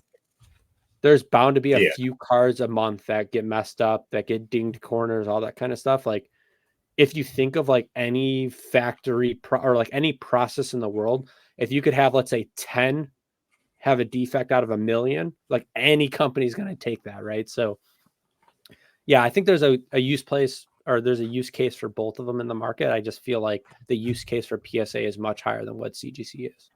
Yeah, I mean, if someone was damaging my collectibles, though, I wouldn't have to want to sign an NDA and not be able to talk about it to get paid. So Yeah. there is that. Like Yep. that's crummy business tactics. We fucked up, but you can't tell anyone we fucked up, and here's not what you deserve money wise. Yep. So shout out to Java. Yeah, shout out to Java Akuma. Yeah, if you haven't seen any of those videos, please check them out. It'll definitely bolster my argument against PSA. Now, yeah, so we can wrap this up. I will say something that is going to go against CGC, and it just popped up in my head, and I find it funny. I was vending next to Mertz at Charlotte Collecticon, and Ava's binder walked up and bought a bunch of stuff out of Mertz's case. So she had like a bunch of slabs in her hand. So I gave her a box. I didn't know who she was at the time either. Like I was still very new. I gave her a box of carrier cards, hoping that she would look at my cards and buy some. Well, I had a lot of CGC graded cards, and she just looks in it and goes, "There's a lot of CGC in here, and I don't like it." And kind of just like walked off. So it's freaking funny. So yeah, I get the liquidity with that. You have to know what needs to go to CGC. There's things that just won't sell. You can't grade everything with CGC. It definitely has its place. Walrus is one that's really good to talk about that. Like you're not going to send a PSA 10 candidate Charizard to CGC to get a PSA or a CGC 10. You're just going to send it to PSA. But a card that looks off that might not be a PSA 10, absolutely send it to CGC because you're probably going to get a 10 on it. So yeah, I agree. Subgrades or not subgrades, half grades are terrible. Like no one wants that used to be my motto. If it's got a dent, it gets sent to CGC. That's it. So you just send it there. But I think I do pretty well with them. I like them. Like I said, those pristine labels are just so hot, especially in the vintage stuff with the pristine labels. They look so nice. Yeah, I love the pristine labels. All right, everyone. That was beer pong. We are going to get into our next topic, which PoNGa is going to absolutely love talking about, and that is rabbit holes. So just to recap from last week, for rabbit holes, we issue each person, not necessarily a challenge, but just want them to kind of look up something they probably don't know about, or something that they want to be more interested about, or something that you want them to be interested in. So for PoNGa's rabbit hole last week, I gave him the I Love Bees campaign for Halo 2. So I'm going to let him go ahead and take that away. Yeah. So there was after I started going through it, I remembered small things. Now this was, I was really young when this happened, but there is a lot to this. And I will say, go to YouTube, type in I Love Bees Halo. There's like a 56 or 57-minute video that I used a lot for this information I'm going to talk about. So if you want more in-depth knowledge or information about this topic, please go there. I started taking notes and got to a full page like 10 minutes into the video. So I stopped. He showed me it's a full page of notes. Yeah. So, I wanted to do this topic justice because of how significant Halo is when it comes to gaming, specifically like first-person shooter type games. And so, okay, so the I Love Bees campaign. So it started basically, and now Beerski didn't even know this stuff. So I'm gonna go Yeah, predate right. to when Halo's even involved. So it started with like an alternate reality game. And so there was this blogger that was kind of known for alternate reality games. And he was actually sent bottles of honey. Now, these bottles of honey, when he opened the package, contained like large block letters inside each bottle. So he opened them up, kind of played with it, didn't know what it spelled out. He later came to the realization that it actually spelled out "I love bees," which is very fitting for honey. And stumbled upon the ilovebees.com website. I will also say that the honey was Margaret's honey, which is significant in this story. So he went to the website, realized that the website looked very strange. There was like cryptic messages all over it, and some of the pages seemed like had overlapping text and seemed like it had some hidden messages, specifically a lot of them referring to like Mayday, Mayday, and kind of referring to someone needing help. So he basically made a blog post about this, and the people that followed him also then got into the website, started doing deep dives into coding and all that kind of stuff. The Margaret's honey, which was branded on the website, led to another woman named Dana, who is the niece of Margaret. And later, these people that were looking into the website later found out that Dana had her own blog that she used to write about. So there's this whole long story of Dana writing about the website and them losing control of the website. I'm not going to go into all the details there, but now I'm We'll going be to here tie in the Halo forever. aspect. Yeah, so there was a long time period in which Halo had nothing to do with it and people had no idea what was happening. So eventually Halo released a trailer, and at the bottom it had like the Xbox logo, the Halo stuff, and then at the bottom it said xbox.com or whatever. And for a split second it flashed to ilovebees.com and then flashed back to Xbox. The funny thing about this trailer is it was actually released in movie theaters about a week before it was released online. And so people saw this, tried to remember the I Love Bees website, and went home and did some research, and then basically found all these blog posts and these people talking about it. And they kind of connected with the people that weren't so in tune with Halo at the time. So additional details that I found were really cool about this whole entire story. The email that was actually owned by Margaret, so the branded honey, was used to contact Dana. So a lot of people would contact that email to try to talk to the blogger. And the emails were eventually deleted, and some cryptic messages were put together using the emails. And so, this led Margaret and Dana's perspective, which obviously end up later working for the company. They were portraying as like they were getting hacked, and like any message you would send to this email, like they would take and like put cryptic messages together. So it kind of consumed the people that were sending messages, and they found like really like a weird correlation between what they're sending and the messages. And so people were communicating with what they referred to as the entities because no one had idea who they were actually communicating with. So basically, Dana also received a message that said any interference with this would be treated as a hostile act. So basically threatening her, because she did mention that they were going to delete the website. So it got people extremely worried about that. There's just a lot. So I'm sorry that there's a long story here, but so later on in the story, Dana later updated on her blog that she felt like she was being watched and that photos through her webcam were being taken of her. And then on the I Love Bees website, there was like cryptic messages. And when you decode them, it showed pictures of Dana like covering her like webcam and all this kind of stuff. So it made people even believe it further, like it was something real happening. And then fast forward like a few weeks, the website basically was the I Love Bees website was updated to show 300 links.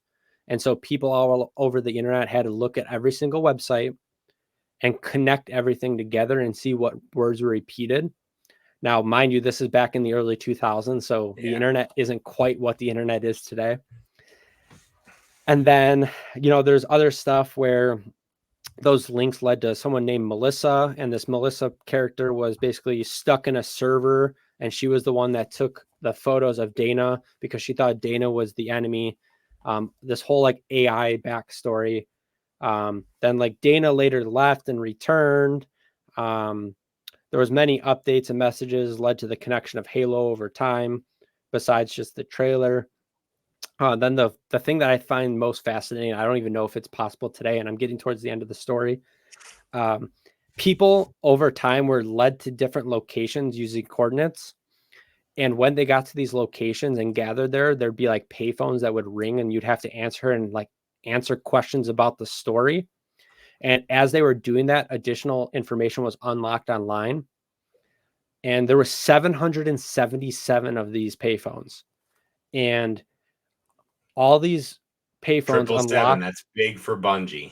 Yes. Huge for Bungie.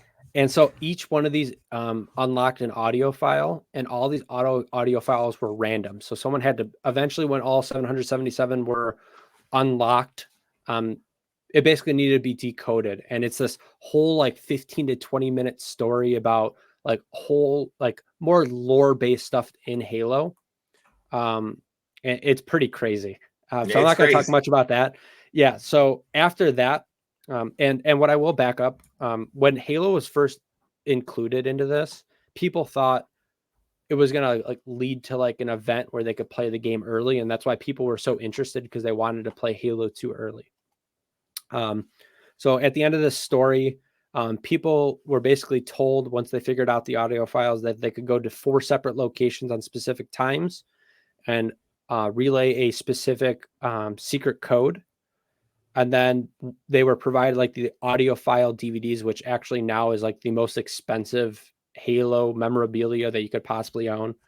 And they basically had like a party and played Halo 2 in like movie theaters.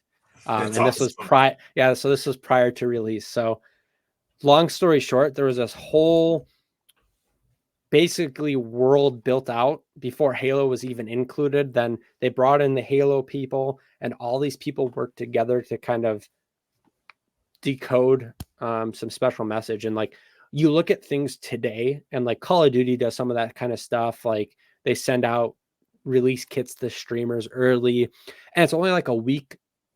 Like there's only a week that you have to wait, and no matter what you do, the information's going to come out. Yeah. Like they just did such a good job at like making people participate in the game, unlock things. And like, if you ever go back and look through the entire story, it's just crazy the amount of detail that's put into it. And then just really quick, like a lot of the stuff from that story about Melissa and all that kind of stuff are built into the newer games. Like, even like as new as like Halo Infinite, like one of the main startup screens actually has like some of the coding and stuff from the original I Love Bees campaign. And then people have like noticed stuff from like ODST having like honeycombs and some of the logos and all that kind of stuff. So it's pretty cool. My character on Halo right now has the I Love Bees logo on his chest. Yeah, and like that's just like, if you knew, you knew. So I'm glad you liked it, man. Like it's an awesome little piece of Halo history. And if the story doesn't completely make sense, because I glossed over some things. So if you're interested in it, go look back. It's a good watch. It's a good use of an hour if you like Halo. Yeah. There's a website everyone can go to called halo.bungie.org. It has a lot of Halo information on it. It hasn't been updated in a long time, but all of that stuff should still be there. It's just an interesting thing. Like PoNGa was saying, 2004, like, was such a different time, and have people were ravenous about this. Like, this was a very cool thing. I think the next closest thing to this was like Westworld when that came out. They had a lot of alternate reality games going on too. That were very in depth, and I just think anything like that where you can get a fan base together working on a task to unlock stuff is just so cool. So yeah, and if you're interested, you could. The ilovebees.com website's no longer existing, but there's a website ilovebees.co that actually has a lot of the original website up. So I remember in like 2004, I was sophomore or junior in high school, and I remember like sitting in my room with like everything blacked out, like feeling weirded out being on that website trying to go through stuff because some of it was creepy. Like Oh, it it's was very just creepy. it's Yeah. fucking creepy. Like it's very creepy. And I would like get on it and get weirded out. I'm a big sissy. No, I mean, I was watching the video and it's got like really ominous music and it was like the weirdest things, like the story, this like some of the stuff in the story. Yeah, It's I don't bizarro. blame you. Yeah. Yeah, it's bizarro land, so for sure. But I'm glad you enjoyed it, and I hope everyone out there, maybe this piques your interest to go check it out a little bit. PoNGa's challenge for me was the Japanese versus series. Um, so I want to know more about Japanese products, Japanese Pokemon cards, especially more vintage stuff. So PoNGa's making that happen for me. Japanese versus series came out July 19th, 2001. It was the first set that the Japanese cards have the new back. First set that the old back was gone. They moved from the Pocket Monsters naming to Pokemon naming.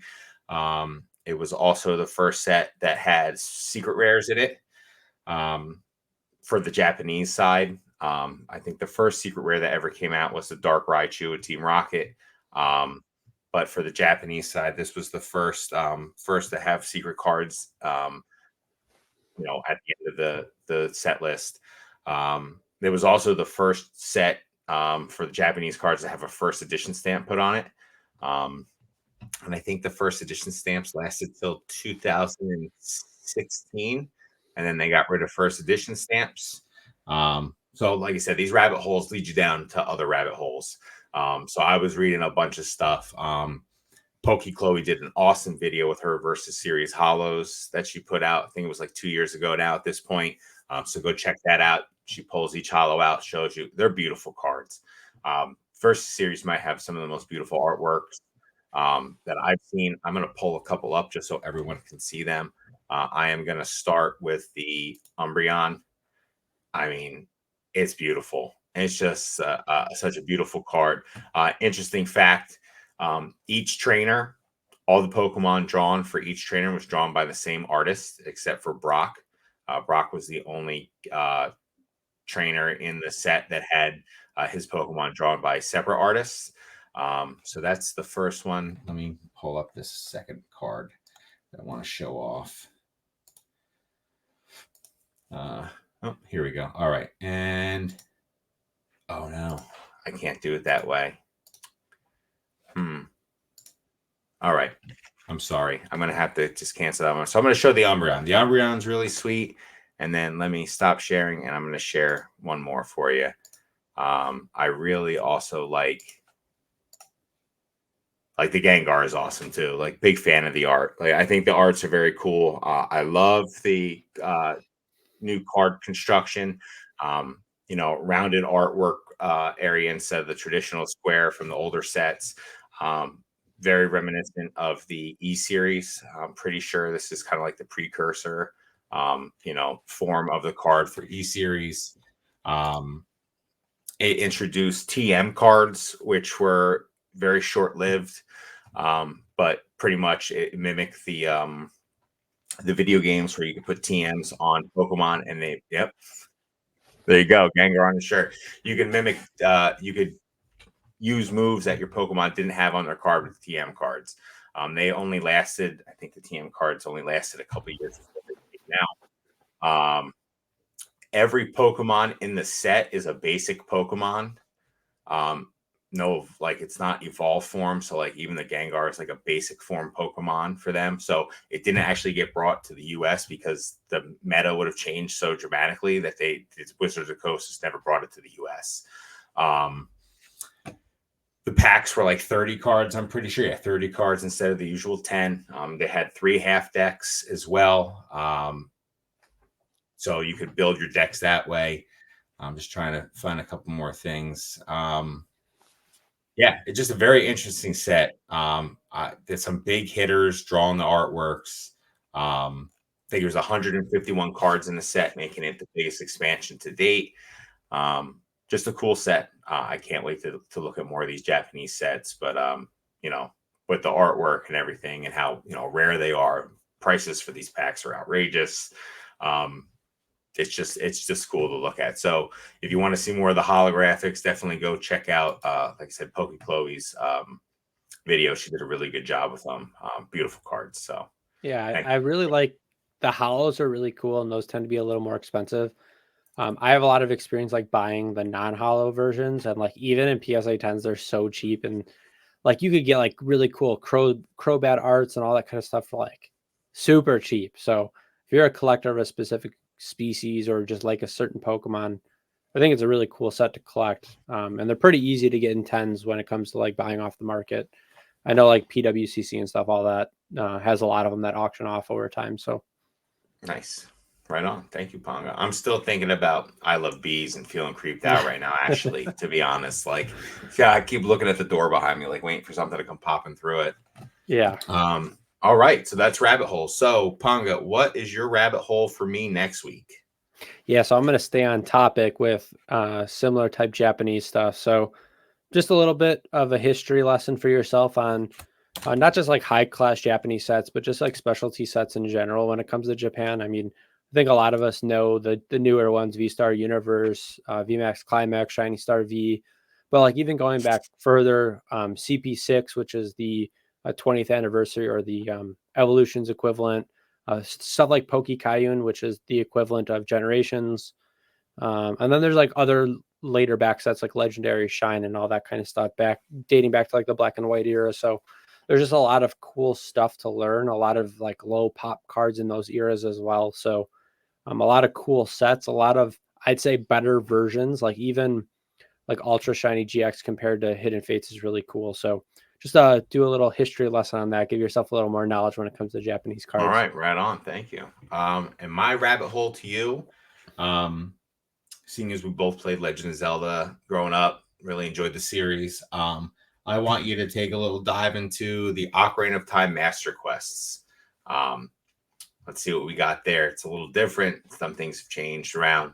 So just, look at that. Tell me what you think about that. Zelda's known to do the Master Quests, like their new Game Plus modes for back in the day were called, Master Quests for that specific system or specific game. So, yeah, definitely looking forward to hearing what you find out about that. Very fitting because I'm currently replaying Ocarina of Time, so it's perfect. Perfect. That's great. Are you playing it on the N64? Yeah, I'm playing it on the 64. Nice, old school tube TV. Or are you hooked up to a regular LED? Because that's how you really play it, tube, baby. Hooked up to a 50-inch. So. Oh man, how's it look on that? I mean, it looks exactly how you'd expect. I think it. We still have like the old cables. I did buy like I do have like red, white, and yellows. Yeah, I do have like the converter to convert it to HDMI. So I don't know if that changes how it looks, but yeah, I mean it runs pretty good on the newer TVs. So it's exactly how I remember it. Have you wanted to throw your controller at that owl yet? Oh Have man, you hit the wrong button yet? And just we'll talk about it with him. We'll talk about it in the next episode, maybe. Awesome. All right. Moving along. Next subject. Or segment in the podcast is hot takes. So obviously hot take is a hot take, and we're gonna let PoNGa go with his. Oh, okay. I'll start again. Let's see. Now, I'll start with saying I know a lot of people really like these, and it's probably like the most popular thing when it comes to gaming. But I think Battle Royale game modes are the worst thing to ever happen to video games. So I really think of like, you obviously had, the Fortnite craze and all that stuff. And I think all that stuff's great for gaming. It brought a lot of people in and it kind of made gaming cool. Like you think Ninja playing with Drake and all this kind of, it made gaming cool, which I love because I've been a gamer my whole life. So I don't really get looked down. Not that I ever cared, but people don't think of gaming as like the nerdy thing to do now. But I think it introduced the ability for all publishers to only care about the Battle Royale mode of their game and also only care about microtransactions, and some tend to be pay to win. You know, I'm a big Call of Duty player. Call of Duty doesn't care about multiplayer at all anymore. At all.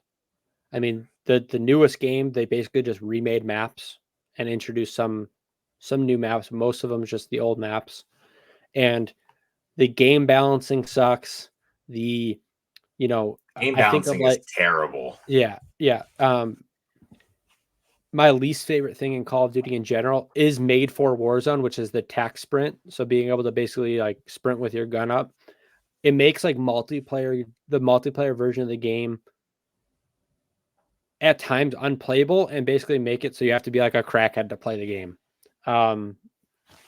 So yeah, it's you know, there are benefits to when it comes to battle royales, but I just don't like the aspect that all companies care about now is their battle royale because it's the moneymaker, which obviously as a company makes total sense, and I would do the same thing if I owned the company. But for the people that only play the multiplayer game like me, where's the love? Call of Duty got big because of the multiplayer Oh game, yeah. and now it's just put down the drain.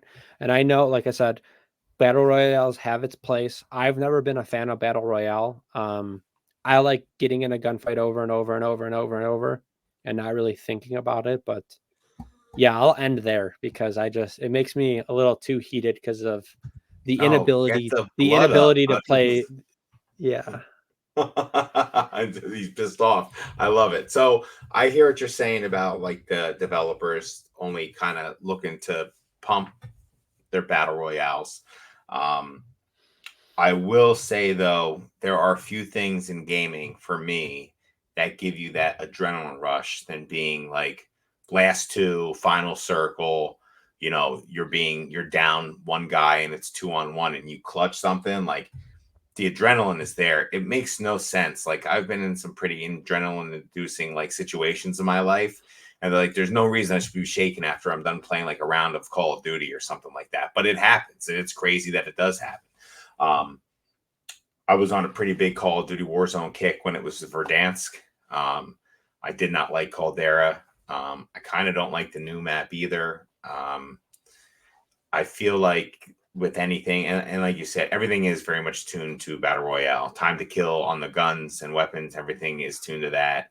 Um, it I also like getting into firefights over and over and over again. I don't like having to run around a map for 20 minutes and they get sniped and then I'm done and I wasted You 20 know minutes of what? my life You know running what? from point A It to makes point me B. wait. Hold on. It makes me so mad. So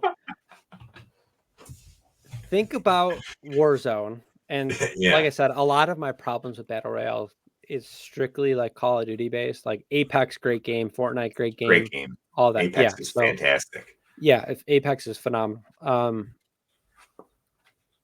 If something goes wrong in Warzone, it is fixed immediately.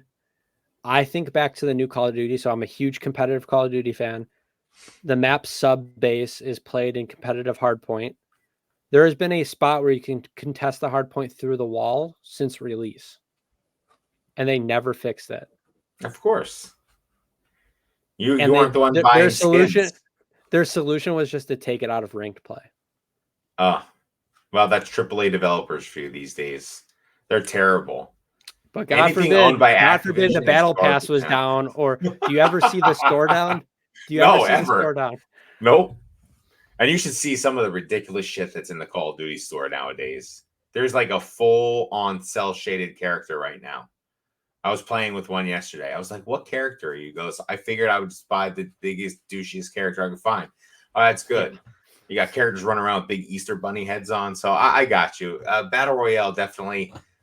But that I blame Fortnite on because it's such a successful model that they're trying to Call of Duty specifically or Activision specifically is trying to emulate that. And it's working for them. I'd be more fine if they just focus on both. Like multiplayer still has a lot of people that play it. A ton of it. And like you said, that's what made Call of Duty. Like I remember playing those games and loving playing those games. Like Modern Warfare 2. Oh my God.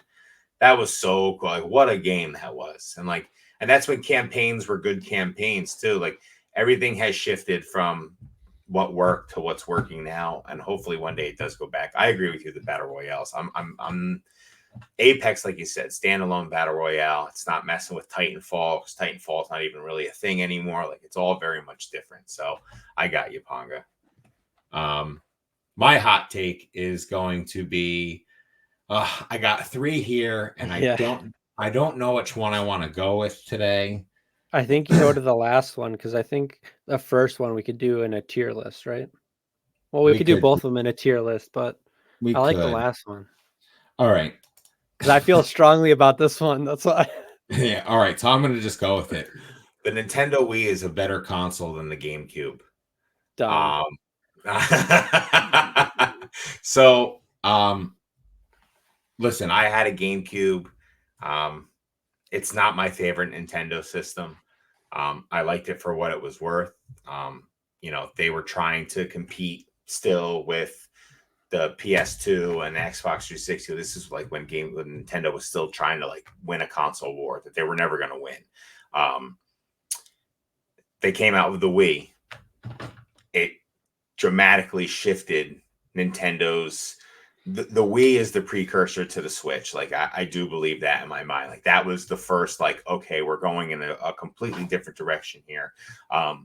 With them not, if the Wii didn't exist, I don't think Nintendo would be making systems anymore.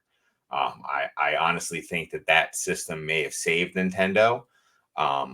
Not for just that system itself, but what it led to. I know you had the Wii U after that, which was a huge bust. But really, like they kept coming along with the Wii. Like Nintendo really never stopped supporting the Wii. With like launch titles like Twilight Princess, which it came out on both systems. It came out on the Wii and the GameCube. But just the novelty of being able to use the controller the way you could use the controller, or also not using that controller and having the other controller too, just the regular gamepad controller that you could purchase for the system as well. Games like Super Mario Galaxy, which I think for me is my all-time favorite Mario game. The graphics on the system were beautiful for what it was. Obviously, it was no, Xbox 360 or PS3, because that was the consoles that they were fighting against. But if I'm not mistaken, the Wii sold more than both of those consoles. The Wii was a juggernaut. Wii Sports. How many families got together and played bowling in their house with Wii Sports? Every family that had a Wii. Selling them for Christmas like crazy. Like the Wii had something that the GameCube didn't have. And people call it a novelty, but I think it really allowed Nintendo to get out of a losing battle and start focusing on things that they were good at. And things that, I mean, they did it. They had the Wii Fit board. They had so many like little gimmicks that captured so much more audience than what they would normally have captured without it. So yeah, I don't know. The GameCube, like I said, had some good stuff. Luigi's Mansion comes to mind for the GameCube and stuff like that. I think Luigi's Mansion was a launch title. And a beautiful game. Like it had. That's when Nintendo started. Luigi's first game, I think. When the first main game he had. Okay. Like them having Resident Evil series come out for it was a big step ahead for them for the GameCube. It was, but then they had that carried over to the Wii. I remember playing Resident Evil 4 on the Wii, and you were shooting like they were throwing like machetes at you, and you were just point and click. Like it was just like a cool concept. They came out with a lot of peripherals for it. So I don't know. I just think that the Wii saved the Nintendo, and that's why it's a better console than GameCube. GameCube was just more of what it was doing. And it wasn't successful or as successful as it could have been. So I just, for that reason alone, I just think the GameCube or the Wii is a better system than the GameCube. Yeah, I like the Wii. It's just no GameCube for me. It's just, I don't know if that's like the nostalgia speaking because, but then again, like I have great memories playing Wii. Like one of my favorite games, Twilight Princess, I played on the Wii, not the GameCube. So yeah. We talked about it like a few weeks ago or whatever, or a week ago. The Wii just has so much garbage Yeah, shovelware. We talked about it Yeah, earlier too. yeah, It's yeah. tons It's of got garbage. tons of garbage, and I like wish that didn't happen because maybe I'd think more highly. But there's just so many bad games on Wii. Yeah, there's absolutely great games on Wii. Sports, Wii Sports, Galaxy, Galaxy 2, all those games. But I just feel like some of the garbage really just Weighted overshadows the down. good stuff. Yeah.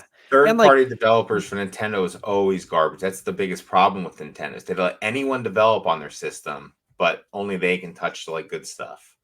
I feel like the first iteration of the Wii remote, and I think they made a new one like the Motion Plus or something.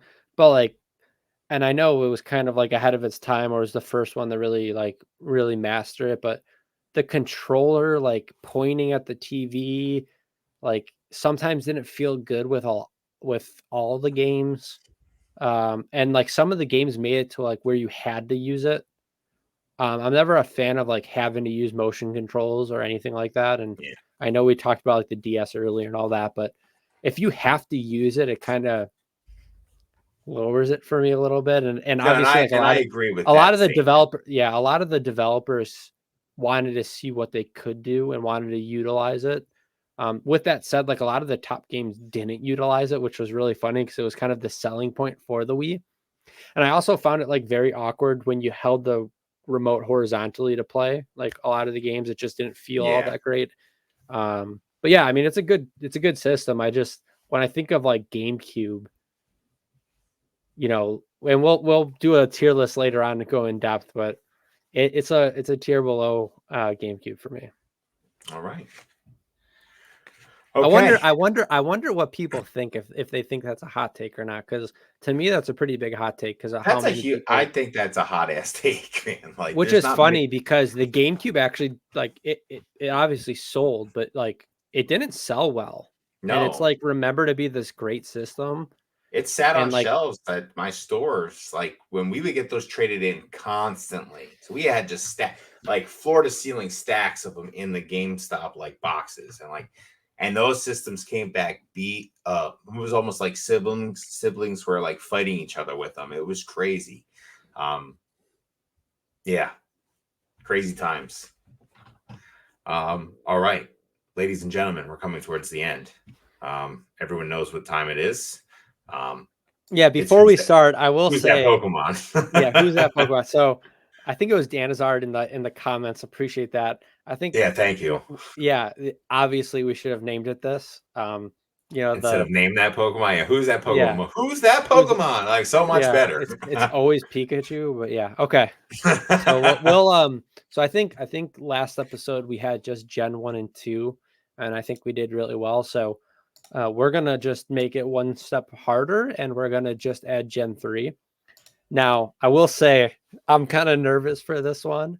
Um, I'm nervous when too. you I'm gonna be when you so bad see at this. when you see the blank sprites and you're put on the spot, it's difficult. When I play this like off air and like just play it on my own just to test myself on different gens, I tend to get them all right. But for whatever reason, when we get the camera, you kind of get put on the spot. So When yeah, PoNGa's practicing for this, so he looks better than me, is what he's no, saying. no, no, no, no.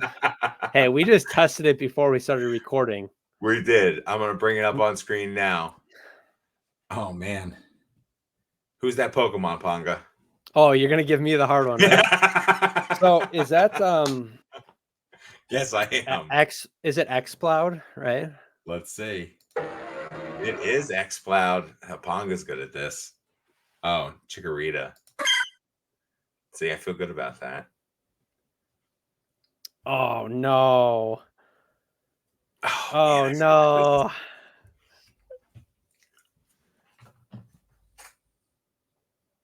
I know what it looks like. That's the I know what it problem. looks like too. It something pig. Yeah.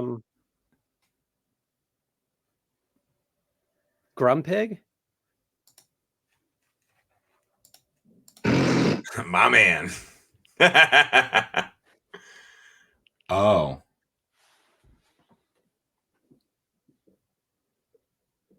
I know it. Oh, I know it too, and I can't. It begins with an A. Oh man. I want to say it's not Aaron, but it's like that. It Is it is though. Aaron? It is. It's Aaron. All right. Not bad. Pikachu, Dragonair. I love the sounds. They're great. Yeah, Oh, all right. That's easy. It's it's old Ninetales. school Pokemon. It is old school, but it's Nick right there. Oh man, I really don't know. I don't know what it is either. I think it's green. Shroomish. Roomish. Oh. Oh, that's Pineco. All right, we'll do one more. All right. Oh, I got lucky. Vileplume. it's Vileplume. Well, ladies and gentlemen, we didn't do that bad there. What's this one?